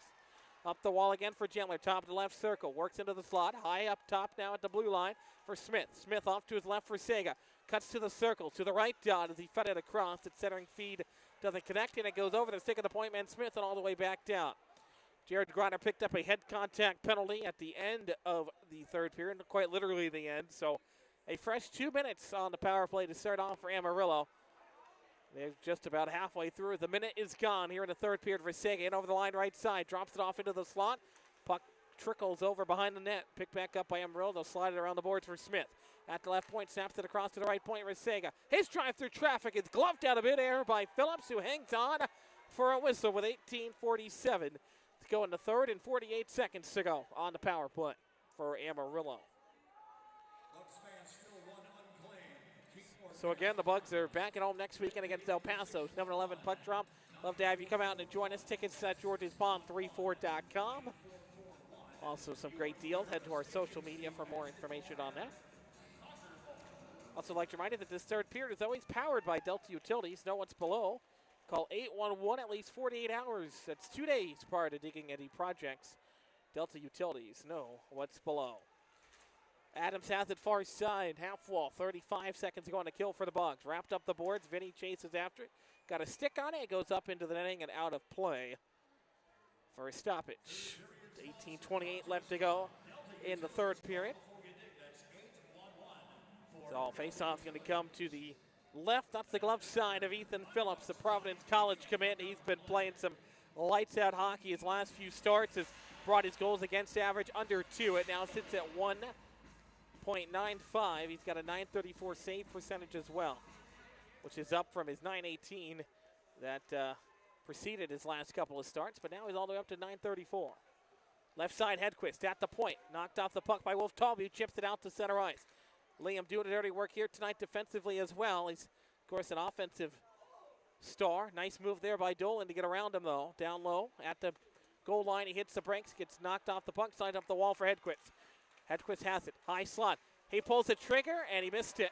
Barely got to the net. Owen Case got a piece of it in front. Now Dolan again. Got the puck. Wrapped up the boards. Hedquist. Griner out of the box. Will provide some back-checking pressure, and the puck goes all the way back down into the Amarillo end. They'll grab it behind their own net. It's Tiernan O'Rourke with it. O'Rourke now has it, and he'll settle it down as the Bugs are on a change. Shasta had to go to the bench. He lost his stick. His stick broke, in fact, along the far wall. Now turned up the near side wing. Up ahead is Gentler will play it forward into the offensive zone. Versega turned for Gentler in the slot, and a great back check that time by Hoagland to get a piece of it. Now it's sent to the left point for Smith. Smith's shot whistles over top the net. Goes off of the boards, bounces below the goal line again. Versega's got it far corner. Slides up towards the blue line, and he's knocked off the puck. Bugs get it. On-man rush the other way. Down the middle, a chance, a shot, big stop that time. Robbing a man. That was Gerhard who got the turnover with the breakaway, but Reed made a nice stop in net that time. He's had a good night despite giving up 5 goals. He's faced a lot of tough shots, and really look at those 5 goals. Maybe 1 or 2 of them he might want back, but the first 3 for the Bugs were just hard shots to stop. That was the Wolf Talby, Case, and Birchfield goals. Not much a goaltender can do on those. Goes in front of the net. Gerhard had it. Far side in the corner. He hits the brakes. Throws it to the middle. Never got there, though. That went off Landon Poe. Poe will shove Gerhard against the board. Puck comes up to the near point for Pusateri. Remy cuts down the right wing. Lost it in the corner. He gets it back. It backhands it to the middle, but nobody was home. And Amarillo will turn and burn the other direction. Here's Haggerty. Works off to his right, and he will slap it into the offensive zone. Thornton in a foot race for it. Remy gets a piece of it. Leaves it off for Dan Doris. He'll stick it ahead to the far side. Turned over. Big blast. Sent wide of the net by Amarillo. Picked back up along the near side half wall by Thornton. He'll snap it into open ice. Goes off of the far corner that time. Nashine picks up. Slides it up to the right point. Now back to the left for Koval. Koval, his shot blocked by Pusateri, who stepped in front of it. He's slow to get up to his feet, but he is back on 2 skates, and he skates gingerly, favoring that right leg. He's going to go off for a change as he stepped in front of that hard rip and slap shot for Koval. Thornton plays it off with the referee at center. Nashheim gets a piece of it, but Evan Adams corrals the loose puck. Slides the biscuit across to the far side. Now comes back near side. On the breakout up edge. Jared Griner can't corral it cleanly. Now drops it off for Sikrisky. Sikrisky dances to his left. His shot gets deflected on the way towards the net. Goes into the far corner, wrapped up the boards, back to the point. Now near side for Adams, tried to kick it to his stick. It goes off of him and then planted off of the boards with Dolene. He was trying to get the foot race. Now the other way, the Bugs force a turnover with Amarillo on a change. Sikrisky into the slot. His shot goes off and Amarillo skate. Into the corner it goes. Wrapped up the near side boards. In the corner, Sikrisky takes a check and it bounces in the slot for Boulanger, who starts it up. Kogushkin, left side, over the blue line, dances around 2 defenders, split the knee, his shot is stopped by Phillips, rebound comes off the side of that. Kogushkin gets it back, high point, big drive that time is turned aside again. Owen Case wins the foot race to it, below the goal line, leaves it off for Evan Adams. Adams spins around Boulanger and throws it to the middle. The Bugs start to break out to center ice. Back to an Amarillo stick, it's Hedquist, up the near side boards. And over the line, he fired one for the blue line, and Phillips gloves it out of midair like a center fielder, making a catch on a line drive. Stops the clock with 14:42. Good pace here to the third period here tonight. 5-0 Bugs on top in this Delta Utilities third period. Also like to remind you that Porter's Industrial has been delivering a difference for Mudbugs hockey. Locally owned and operated for over 50 years, providing floor mats, uniforms, and facility services for your company. Porter's Industrial proudly serving Shreveport for over 50 years, delivering a difference. So Mudbugs win the D-zone draw. It's Wolf Talby who waits behind the net, gets a screen in front for Owen Case. Wolf Talby slides it up to center ice. Intercepted though by the Wranglers. Drew Smith goes D-to-D at the circles. Up ahead, that outlet patch is touched into the offensive zone. Icing washed down. Phillips will wrap it around the far side kick plate. Bounces right in front of him. John Burnt tracks it down. Good to see Johnny back out there after getting knocked down midway through the second. Burner works behind the net. Snaps the breakout pass to the right for Semengo. Semengo feeds it to center. Then Semengo takes a high hit behind the play. Referee didn't see it because it's just him out there. Hard play for referee, the lone referee, to see it. So Amarillo got away with one that time. Wrangler started up at center. Up the near side board. Inner line Gallagher. His toe drag. Pulls the trigger. His shot stopped as Phillips makes the stop at the top of the crease and draws the whistle with 13:52. Another D-zone draw upcoming. Got a big party down there on the Mudbugs bench. You got head coach Jason Soupy Campbell. athletic trainer Hunter Robinson, honorary coach Chris Lane. Bowen Keith also getting some photos down there on the bench. Faceoff comes to the left side of the offensive zone for Amarillo. That's the right side of Ethan Phillips, who watches the results of the faceoff, and he watches his team win another D-zone draw. They'll wrap it around the boards to center. Comes back quickly into the Bugs' end, around the referee. And Tremblay's got it in open ice. Snaps it up ahead. Outlet pass doesn't connect for Chasser. Goes into the corner. In a foot race for it with Tiernan O'Rourke. O'Rourke will pitchfork it out towards the blue line. Jasser holds it in, gets a piece of it towards the net, goes off the side of the cage, bounces back along the near side half wall. Jonah Jasser has slid around the boards along the puck. Now it's Thornton who plays it up ahead. Thornton behind the goal line, picked up by Poloni. Poloni wraps it around the boards. On top of the goal line, the Bugs have it near side, up the wall for Birchfield, throws it to the middle. Now they'll start to break out. 13 minutes to go here in the third period. Bugs up ahead into the offensive zone. Stolen away that time over the blue line by McCornster. And they'll flip it out to center, and now down the length of the ice. So the Bugs can't get a touch on it. Adams works off to the left of his net. Up the wall for Gerhardt. Grayson slaps it to center. To the waiting stick that time of Tremblay. Tremblay into the offensive zone, right side. Throws it to the middle. Goes wide of everybody's stick. Gerhardt will race after a loose puck, and he plays the carom off the boards in deep, but Resega will turn and burn the other way. Dolene up the near side wing. Cuts off to his right. Now far side. Down the bottom of the right circle. Hits the brakes and cycles it around the boards for Boulanger. Centering feed that time. Gets broken up back to center. Cruz Smith tracks it down. He backpedals into his own zone. Move off to the right side. Landon Poe will dump it and go off for a change. Or Dolene, rather. Bugs get it back. Nice spin move that time. Far side. Up the wall. Gerhardt plays it to center ice. And neutral waters. It's picked up by Hoagland. He swings it across the left side. Bugs bring it in over the line now far side. Big drive for Earhart is stopped, and Gentler picks up the rebound. And he'll start the other way 3-on-3. Gentler with speed up the middle of the ice. Off to his right side. In over the line, Boulanger gets deflected off the top of the glass and stays in play. Far quarter, John Burnt runs the race and gets knocked off the puck by Cole Goochkin, but it's played up into the Bugs bench. It went off the glass first, so they will be able to change. With 11:57 left here in the third period. Bring us to our media timeout. 5-0 Bugs on top. 11:57 left on the game clock. Back in a moment here on the Bugs Broadcast Network. All right, Mudbugs fans, usually when we do Sonic Shake for our shake, we do one... Hey, Mudbug fans, if you're looking for the perfect spot for a birthday party, corporate event, school trip, or any other private outing, just call us at George's Pond here at Hirsch Coliseum at 318-636-7094 to book your event today. Once again, that's 318-636-7094 here at George's Pond inside Hirsch Coliseum.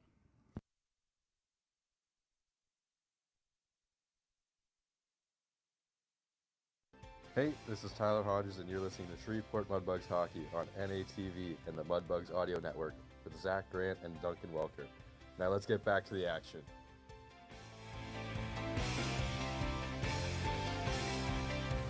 5-0 Bugs on top. 11:57 left on the game clock. Odessa, with their loss against Lone Star, is out. Oklahoma clinches the currently 6th and final playoff spot in the Robertson Cup playoffs. So we don't have to scoreboard watch anymore. So turn comes to clinching. Of course, the big game right now was tied at the intermission. That was El Paso and Corpus Christi. The Bugs, with a victory here and a Corpus loss, will have the sole control.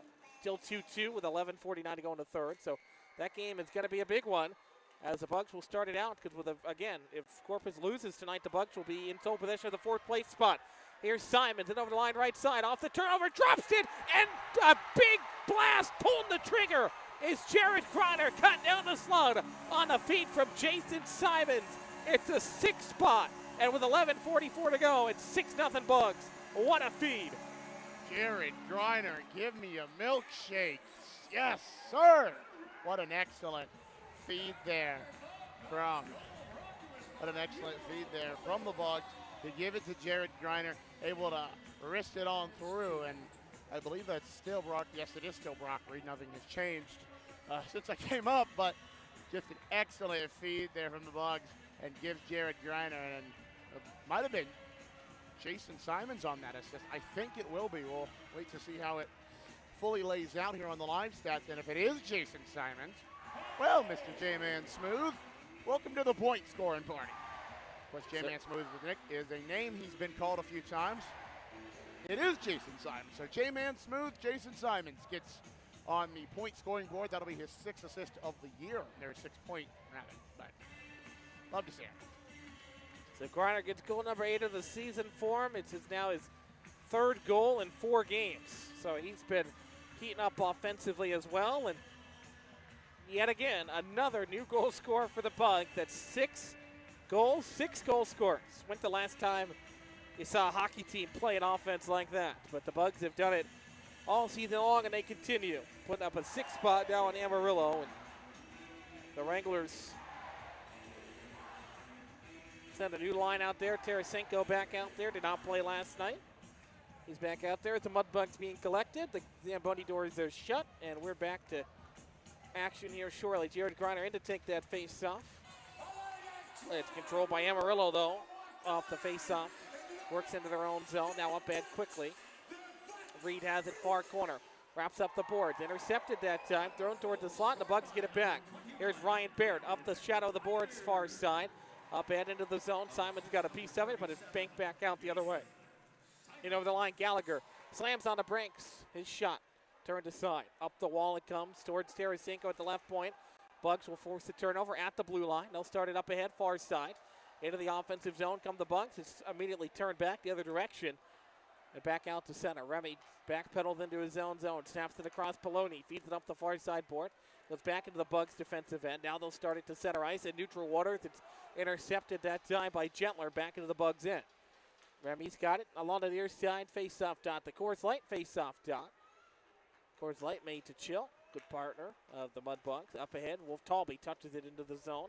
Goes around the boards, near side for Hedquist in the corner.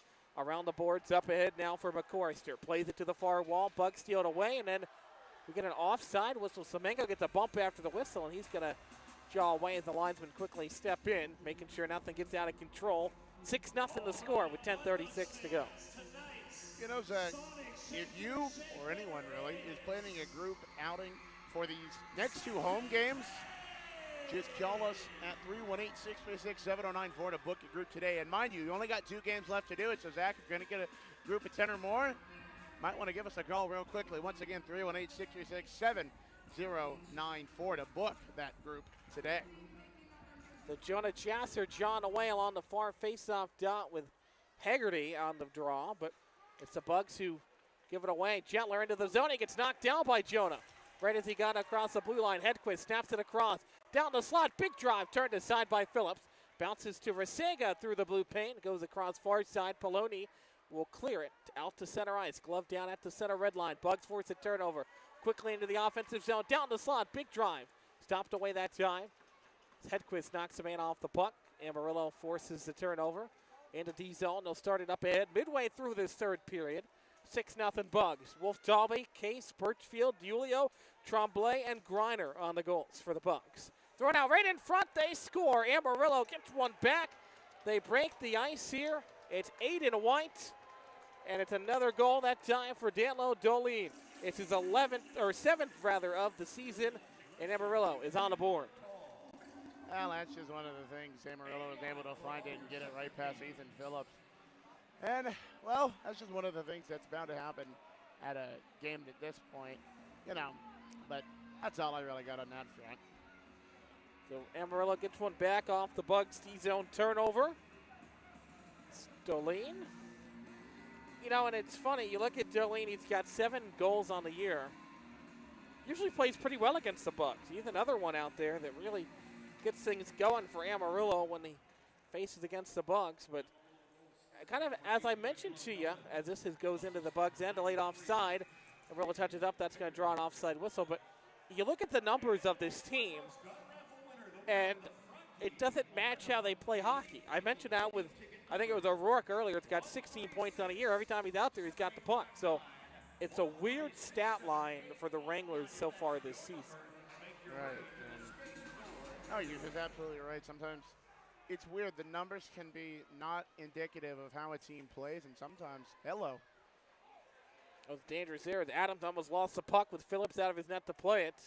That's how what you want to do at this point in the game with 9.5 to go. The Bugs just have to not allow a bunch of quick goals. Here's Dolin again. Now we got a penalty behind the play. Dolin had the puck. And we'll await the whistle. I don't know who got the penalty. Looks like it's going to be high sticking possibly, and it looks like it. I think I just saw 4 fingers go up, and I did. So it's a double minor for high sticking. Bucks are going to go to the power play. This is going to be a big one. The guilty party is Kogushkin. Sits for a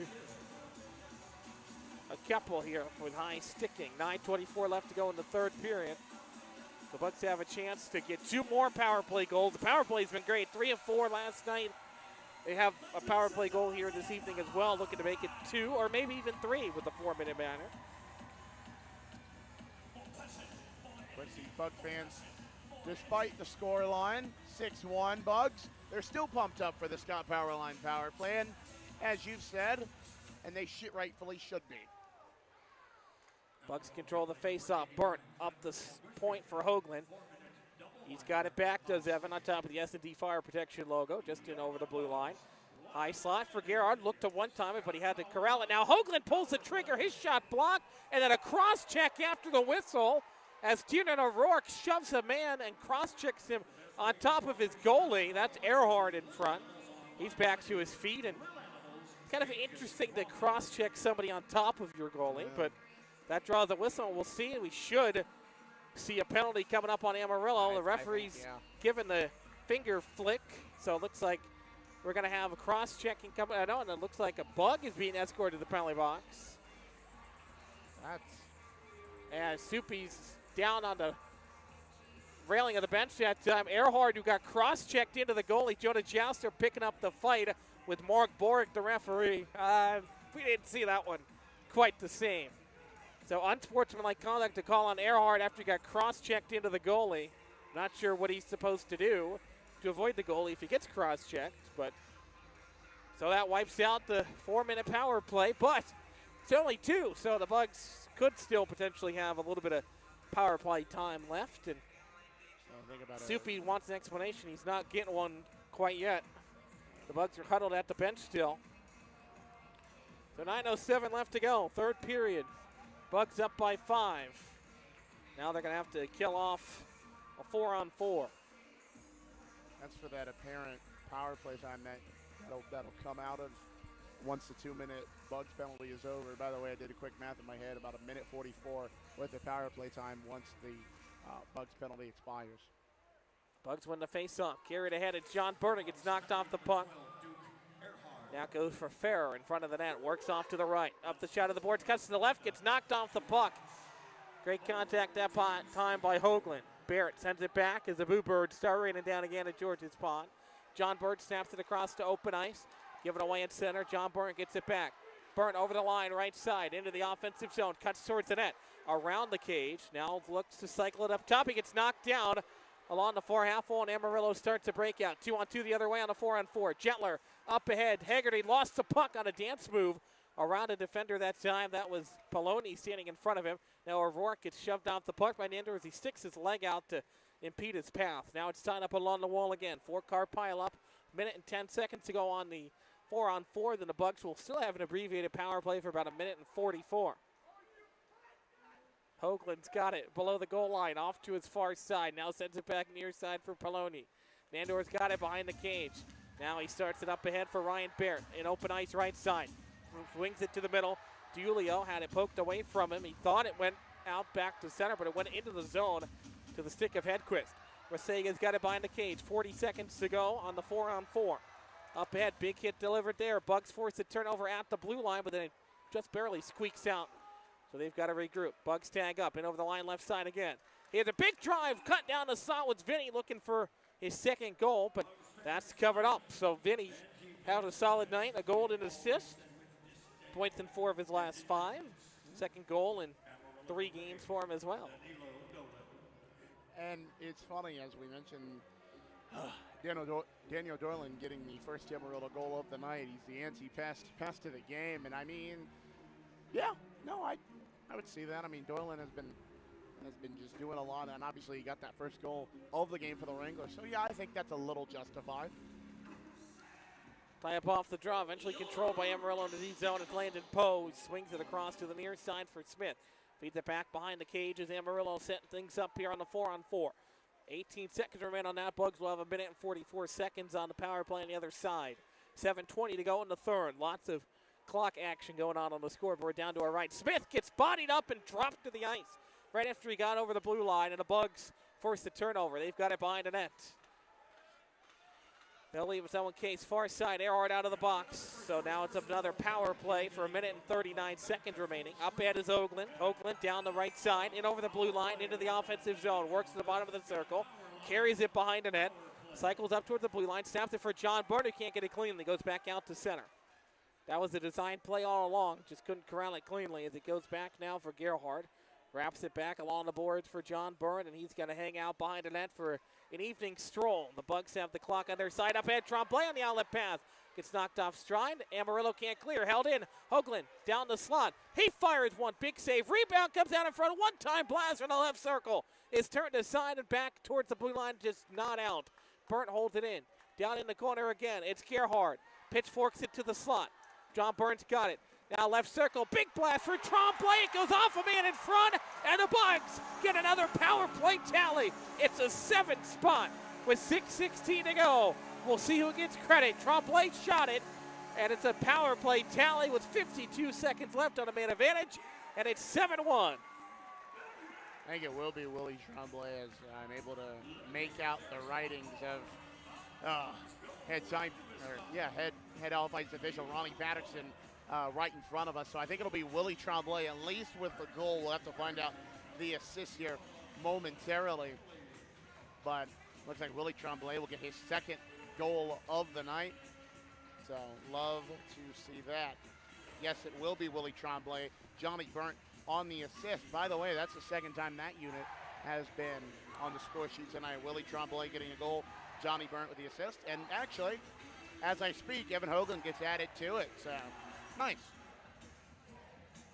So that for Willie Tremblay, getting a 2nd of the game, his 8th of the season. John Byrne is 30th assist, his 2nd assist of the game. And Evan Hoagland as well, number 27 for him. My goodness, those two, John Byrne and Evan Hoagland, let me tell you what. Not that everybody doesn't play a part, of course, on a team. There's no I in team, but those two have been the source of a lot of goals this year. Oh, yeah. Whether by assist or, of course, scoring the goal themselves. So 7-1 Bugs, 6:16 left in the third. That ties the largest home output, tied back on the 21st of February against Odessa, where the Bugs put up 7 goals at home. So they'll track it into the corner. Wrapped around the boards, behind the cage. Mitchell Reed picks it up. Goes over his stick, and he backhands it for Poloni. Nandor up the near side boards, flips it up the wall for Barrett. Barrett up to center. Now Griner's got it into the offensive zone. Griner hits the brakes, gets it to Zakrisky. Goes off the edge of his stick, and it goes tracking into the corner. Thornton wraps it around the boards. Comes up ahead now for Gallagher. Got a piece of it. Around Reed, and Gallagher will track it down in the corner. Adams gets knocked off the puck. Jared Griner corrals it after that, and now a good battle as Phillips shoves a man out of the crease. That's Gallagher being abused by both Mitchell Reed and Ethan Phillips behind the play. Now a big drive the other way for Griner. Goes around the boards. Comes near side for Thornton. Thornton lost it towards his net. Now he's got it back behind the cage. Uses it as a screen. 5:20 and rolling here in the third. 7-1. Bugs on top at center. DiUlio into the zone. Down to the circle. His shot is deflected up into the netting and out of play for a stoppage with 5:11. Another ozone draw coming up here for the Bugs. So, Zach, we mentioned it earlier, but this season's coming to a close. Of course, 2 more games to go here at George's Blindside Hearst Coliseum against the El Paso Rhinos. By the way, season series-wise, 3-3 in between the Bugs and the Rhinos.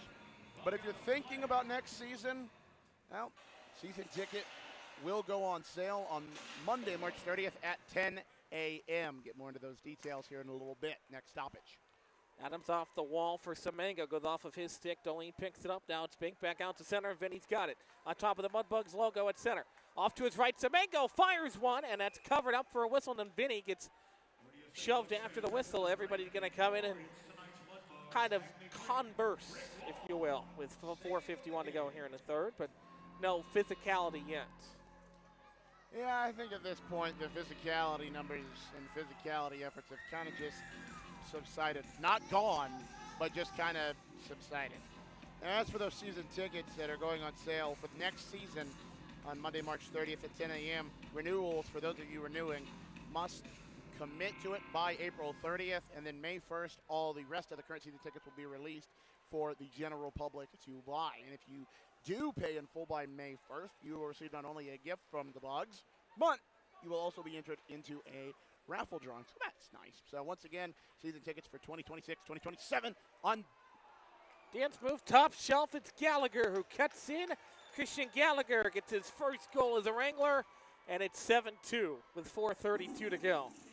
Well, I guess that's what I get for looking forward ahead to next season. We still got a game to go. But well, again, that's kind of what we talked about earlier, right? The games don't matter as a team, but you're still trying to show off as an individual. So yeah, the individual. It looks like it was Gentler, rather. Yeah. That would be his 10th, up to double digits. Right. I think it will be Gentler as soon as it's up. It is going to be Gentler, and they're already on the assist. So 4:32 left. Bucks still do lead this one 7-2. But I guess that's what I get for talking about next season. Here's Cruz Smith, works back at the circles, own zone, 420. And it goes off the outstretched stick that time of O'Rourke. He's got to track it down in the corner. Up end for Gentler, back to his own blue line. Cruz snaps it up and takes a huge hit. That's going to be a penalty on Jonah. He's going to get called for kneeing here, I believe. Mark Bork's got the arm up, shot through the slot, and it's touched up. And now Jasser going to be grabbed by the linesman to make sure nobody tries to retaliate on him as he's drawn away with a couple of Wranglers. Boulanze in there has got to be stepped in front of by the linesman, and now Charlie Birchfield's going to come in for some help. And now he's got another meeting of the mind as Charlie starts throwing a few jabs away at Boulanze as Jasser gets escorted to the box. Linesman again step in quickly, so Jasser's got to sit for 2 minutes for kneeing is likely the call. Let's see, Mark Bork with the signal. It is kneeing, so Zach is right again. Sometimes it happens. 4:09 left, big kill upcoming here for the Bucks.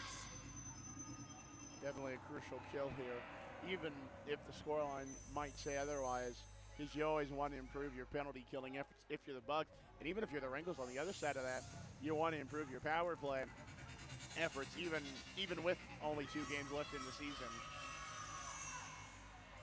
Tie up off the draw, D-zone for the Bucks, and they'll start it out. Vinny up the near wing, swings it ahead for Wolf Talby. He gets undercut though, and he can't get the puck, and he shoves Rasega on the boards, but it bounces free for Cruz Smith. Smith drops it off towards his net. Minute 42 to go. Now up ahead and over the line, left side is Haggerty. Haggerty hits the bricks at the circle, up top for Sega, slides it across for Smith. Smith through traffic, shot stopped by Phillips, and he hangs on for a stoppage with 3:41 left on the third period clock. Puck like gloves, like metal to magnet. Foul. Good stuff from Ethan Phillips. The Bugs are just 3:41 away from a weekend sweep. Again, they still are not on the plus side of the season series. Amarillo was up 5-1 coming into the weekend, so the Bugs will at least make a little dent in that lead as it goes along the far wall. Slid up the boards that time by Gentler to Smith. He sent it back down low, and the Bugs will rifle it off, and Crew. Smith saves at the blue line. Here's Gentler, high slot. His shot hits iron and bounces all the way up into the Bugs bench. A ripping shot that deflected about 80 feet, but nonetheless, it's a whistle with 3:22. That was a heck of a flight path off the deflection there, and it goes into the Bugs bench. But no, that's crazy. The face-off comes back to the Bugs end. Again, Bugs are back at home next weekend against the El Paso Rhinos. That's going to be a big series. El Paso's going to play for a bye, and the Bugs are going to play for home ice advantage. So that'll be a huge series. Be sure to get your tickets now. Tickets at George's Pond 3-4. Play down with a high stick.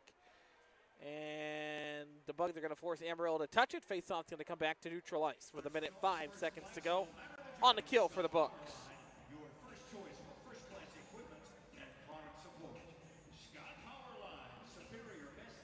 You know, Ethan Phillips has played a really, really good game tonight.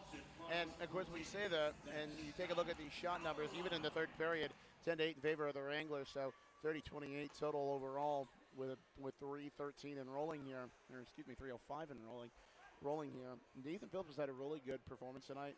and I definitely think he's rebounded from that shootout loss in Odessa, which even then he didn't do bad. He didn't do too bad. It was just a luck of a draw there in Odessa. Brought it over the line right side. Amarillo. And O'Rourke slides up the wall. Held in by Hedquist at the blue line. Toes the line. Swings off to the left. Now leaves it off in the slot. Down low is Fair. Fair fires one. That went off of Owen Case in front. Back up top. O'Rourke softly into the slot. Another shot for Fair. And diving on top of it is Phillips to make the stop. Draws the whistle with 2:32 left to go. But yeah, Ethan Phillips has been huge thus far this season. His 2 shutouts in his last 6 starts. Now what a play of the game. Got a lot of those options here. Showing on the big board now. I think it was that Willie Tremblay goal that led to the Sonic 5th. I could be wrong on that, but I think that's what it is. I think it's his second one, the one at 6:16 of this period. Well set up either way, but does look like Tremblay's goal. And he's another player that's really coming to his own the last couple of weeks. And we talked about it all season long. This Bugs team's a very young roster, the youngest in the league. I think it was average age was 18 and a half at one point. And the Bugs have taken a little bit of time to gel together, get used to playing at this level, but they've done it. Penalty is over, 2:05 to go. Haggerty lost the puck in the slot, and it's backhanded out by Hoagland. Up ahead, man out of the box is Jasser. Down the left wing, around the defender, hits the trailer in the slot. That was Hoagland. He couldn't get it cleanly, though, and it goes off the edge of his stick. Now we got a delayed call-up coming here on the Bugs. Going to be slashing or high sticking, we'll see. Gentler in over the line left side, drops it off for Sega. For Sega down the slot. Still not touched up by the Bugs. It's Thornton has it. Slides up the wall, left point for Sega. Sega dances around one defender, now lost the puck. Gerard slaps it down to the empty net. High sticking the call, and the Bugs are going to go back shorthanded. Looks like Grayson's going to be the guilty party here with a minute 39 left. And I got to be honest with you, wish we would not have gotten that penalty because the 7 goals tonight ties the home output this season. Would have liked to have seen an 8th to break that record. And that is true. I mean, you don't want to see a penalty at any late stage of the game, especially right now. And I get the feeling that's the one kind of negative that's going to be coming out of this game from head coach Jason Subi Campbell, getting those late penalties. I mean, scoreline aside, you never want to take consecutive late penalties like that, like the Bugs have. But no, I would have loved to have seen that record broken too. There's Wolf Talby with it. Pitchforks it all the way down. It's going to spin end over end, go right on net, where Reed is out to play it. Drops it off for Hedquist. He'll circle around the net, start up the right side of the ice, now cuts to the middle. Across the center red, now across the blue come the Wranglers on side. Down low, it's Boulanze, slides it up the wall to the right point. Snapped across for Hedquist. He waits for it, back to Boulanze, got tipped, goes ping-ponging around, and Phillips will jump on top of it, I thought, but the referee says play on. Hedquist. Now O'Rourke. O'Rourke tries to center it, goes wide to everybody. Fair picks it back up, and he blows the tire down in the corner. Bugs get it, racing after it. They'll flip it out to center ice, up ahead to the stick that time of Earhart. Earhart around the defender. His shot stopped. And we're going to get a very delayed whistle here, 43.4 to go. Referee wanted him to play it, but we got a face-off coming up for the Bugs. Yeah, I was about to say, I didn't hear a whistle until it's one of those things that happens at a late stage in a game like this. I think head referee Mark Gort did want Brock Reed to play it, and he didn't. So the face-off left side, controlled by Amarillo in the D zone. The work behind the net. Third up the near side wing. Tresega knocked off the puck at center. Janser will lift it off of the wall, back into the Amarillo end. 30 seconds to go as there's a lot of random noises happening from the crowd downstairs. Goes behind the cage for Adams. Up the wall, Semengo tries to play it out to center. Intercepted by the Wranglers. Glove down in a high slot by Thornton. Backhand for Resega. Centering feed, Gentler one time in the slot. Rebound comes to Resega, who fires it from an off angle. And Phillips going to jump on top of it. And then Jonah Jasser gets a piece of Thornton as he was cutting down right in front of Phillips. That draws a stoppage with 12 seconds to go in the hockey game here. Bugs up 7-2. Going to celebrate the weekend sweep. First weekend sweep since, well, not that long ago. March 6th and 7th against the Odessa Jackalopes. Bugs have, again, really been playing solid hockey as of late. And of course, now a speaking of Odessa, they're out. Oklahoma is in, so the Warriors live on to fight another day. So that means with 2 games left, the 6 playoff teams are set. Here's a big drive for Smith, wrapped around the boards. Of course, now it comes down to who gets to play at home. The countdown on, the clock's gonna hit 0. It's a weekend sweep for the Bugs. It's Vinny DiUlio ties up with Haggerty behind the play. Linesmen jump in, but that's no matter. 7th spot on this Saturday night. The Bugs will mob Ethan Phillips. It is now Ethan's 8th straight start, allowing 2 goals or less. What a couple of weeks Ethan Phillips has had. He gets the big victory, 7-2. The final here is Ethan Phillips again stands tall between the pipes. Yes, he does, Zach. And now some nice sportsmanship there between Charlie Birchfield and some of the members of the Amarillo Wranglers. You love to see sportsmanship. But, Zach, as my good friend Trevor always says, no bug boil here tonight, and no bug boil here this weekend. Bugs get the tasty dub, and more importantly, Bugs all around get the Route 44s from our friends at Sonic Drive-In. Bugs win this one 7-2, sticks tapped, and now they come together for these great Bug Nation fans. And they're going to take a lap around the glass, as is tradition here at George's Pond at Hirsch Coliseum, and they'll tap the glass with their hands, because throughout the week, Derek Constantino, part of the Hirsch Coliseum ice crew here, has been cleaning the glass all week, and so they'll tap it with their hands, as you see here on NATV, as is tradition.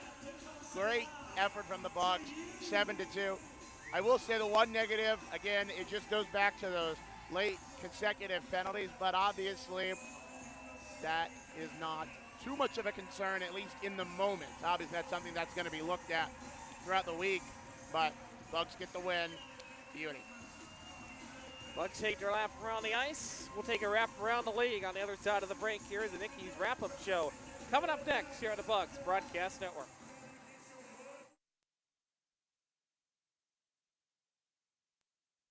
You know that Shreveport Regional Airport offers more daily flights than any other nearby airport? Daily flights to Atlanta, Charlotte, Dallas, Denver, and Houston means you're one stop from anywhere in the world. Make the short drive to Shreveport and start your vacation sooner. Down Home Meats is a proud corporate partner of your Shreveport Mudbugs. Whether you're grilling outdoors looking for a hearty or flavorful sausage for breakfast, a gumbo platter, or anything else, Down Home Meats has the perfect sausage for all occasion. Once again, that's Down Home Meats in the Stonewall, Louisiana area, and available at all major grocery stores. Down Home Meats, the perfect old school smoke flavored sausage, and doing old school sausage the way it was meant to be. Get ready, Louisiana! Johnny's Pizza House is turning up the heat with our sweet the swamp pizza. Packed with crawfish, shrimp, a taste of crab, andouille sausage, bell peppers, onions, jalapenos, and a blend of Cajun spices, all smothered in delicious mozzarella cheese. It's the perfect bite of the bayou and the perfect meal for any Cajun crave. Try our Cajun Flint or dive into a sweet the swamp pizza bowl. A taste of Louisiana flavor is waiting on you. Let's share a slice today at Johnny's Pizza House. Hey, Mudbug fans, if you're looking for the perfect spot for a birthday party, corporate event, school trip, or any other private outing, just call us at George's Pond here at Hirsch Coliseum at 318-636-7094 to book your event today. Once again, that's 318-636-7094 here at George's Pond inside Hirsch Coliseum. This is Ramesses Tremblay, and you're listening to Shreveport Mudbugs Hockey on NATV and the Mudbugs Audio Network. As all we do is win raids through the rafters here at George's Pond at Hirsch Coliseum. It checks right now. The Bugs have now won 5 straight games at home, and they've won 6 of their last 7 games rather here at George's Pond. So what a kind of home slate to wipe the end of the season. They're back at home next week against El Paso. Huge game for both teams. Bugs trying to host and keep that home ice advantage alive.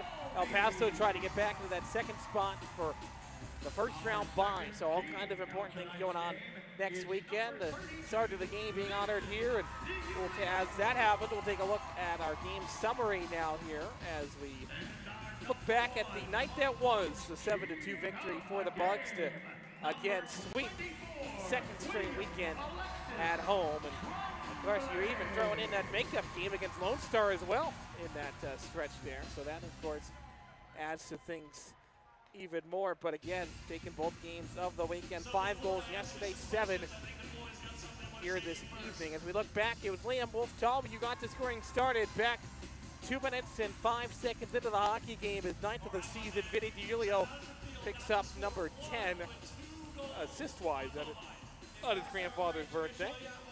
Owen Cates followed up 11 seconds left in the first, his 5th of the season. That made it 2-0 heading into the break. Then a Bug struck for 2 goals in the opening 2 minutes of the second frame. Charlie Birchfield is 11th.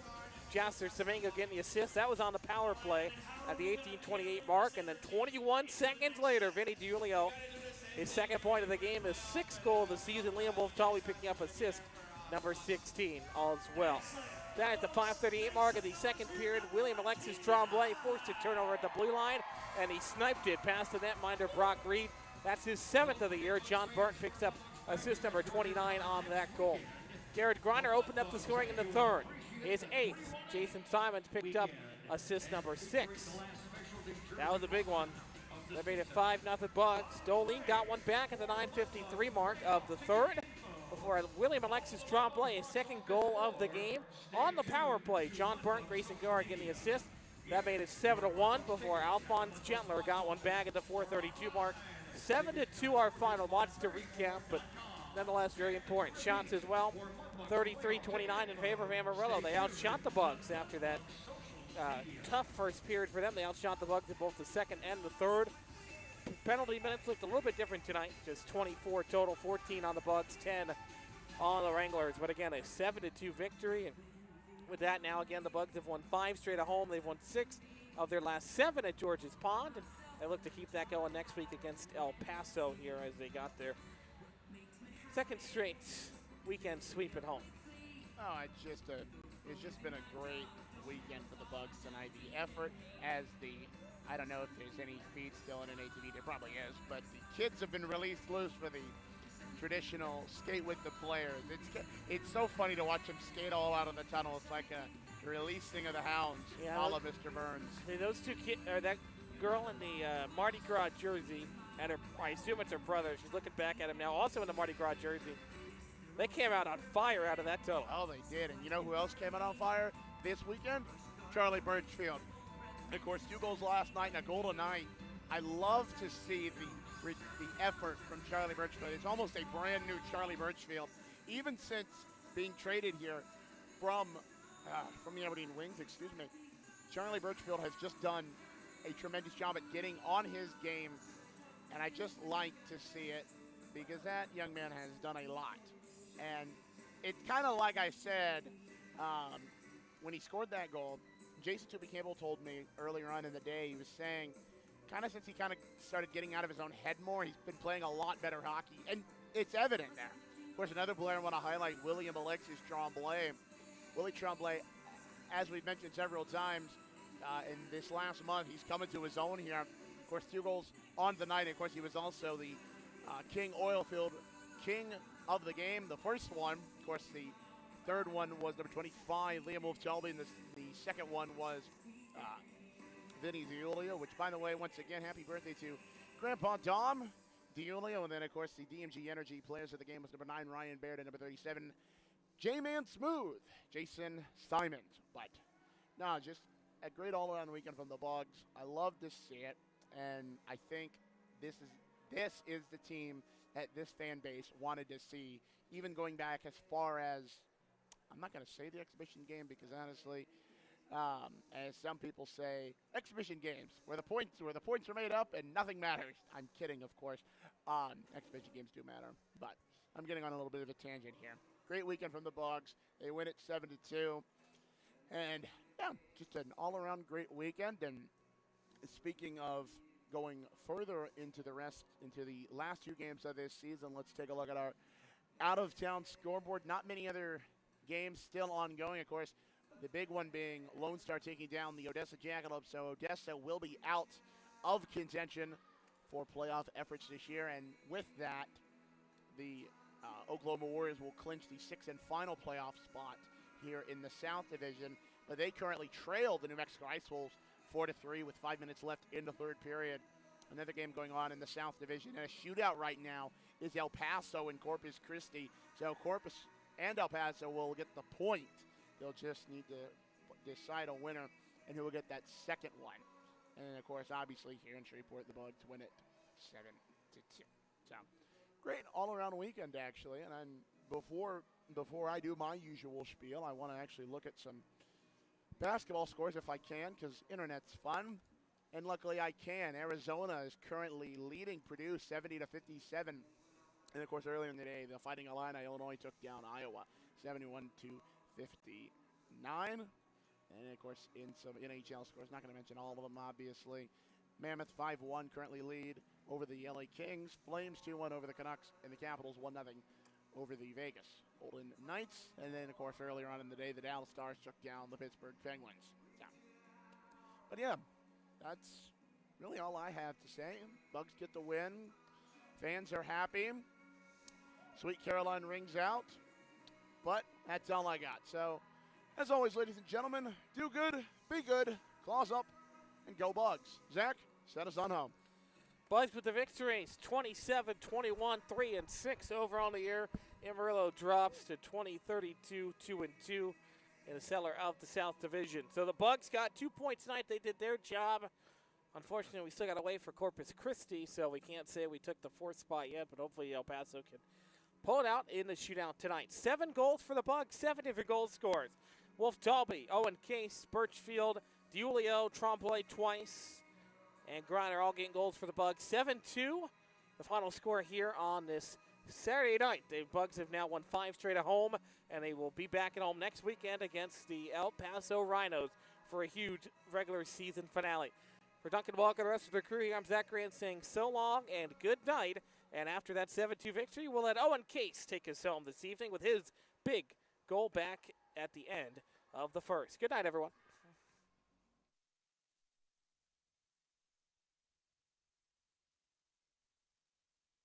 Case around Boulenze. Case down to the bottom of the circle. Fires it, and Owen Case scored from point-blank range. He goes down to the goal line, and he rifles it past Brock Reed. It's 2-0.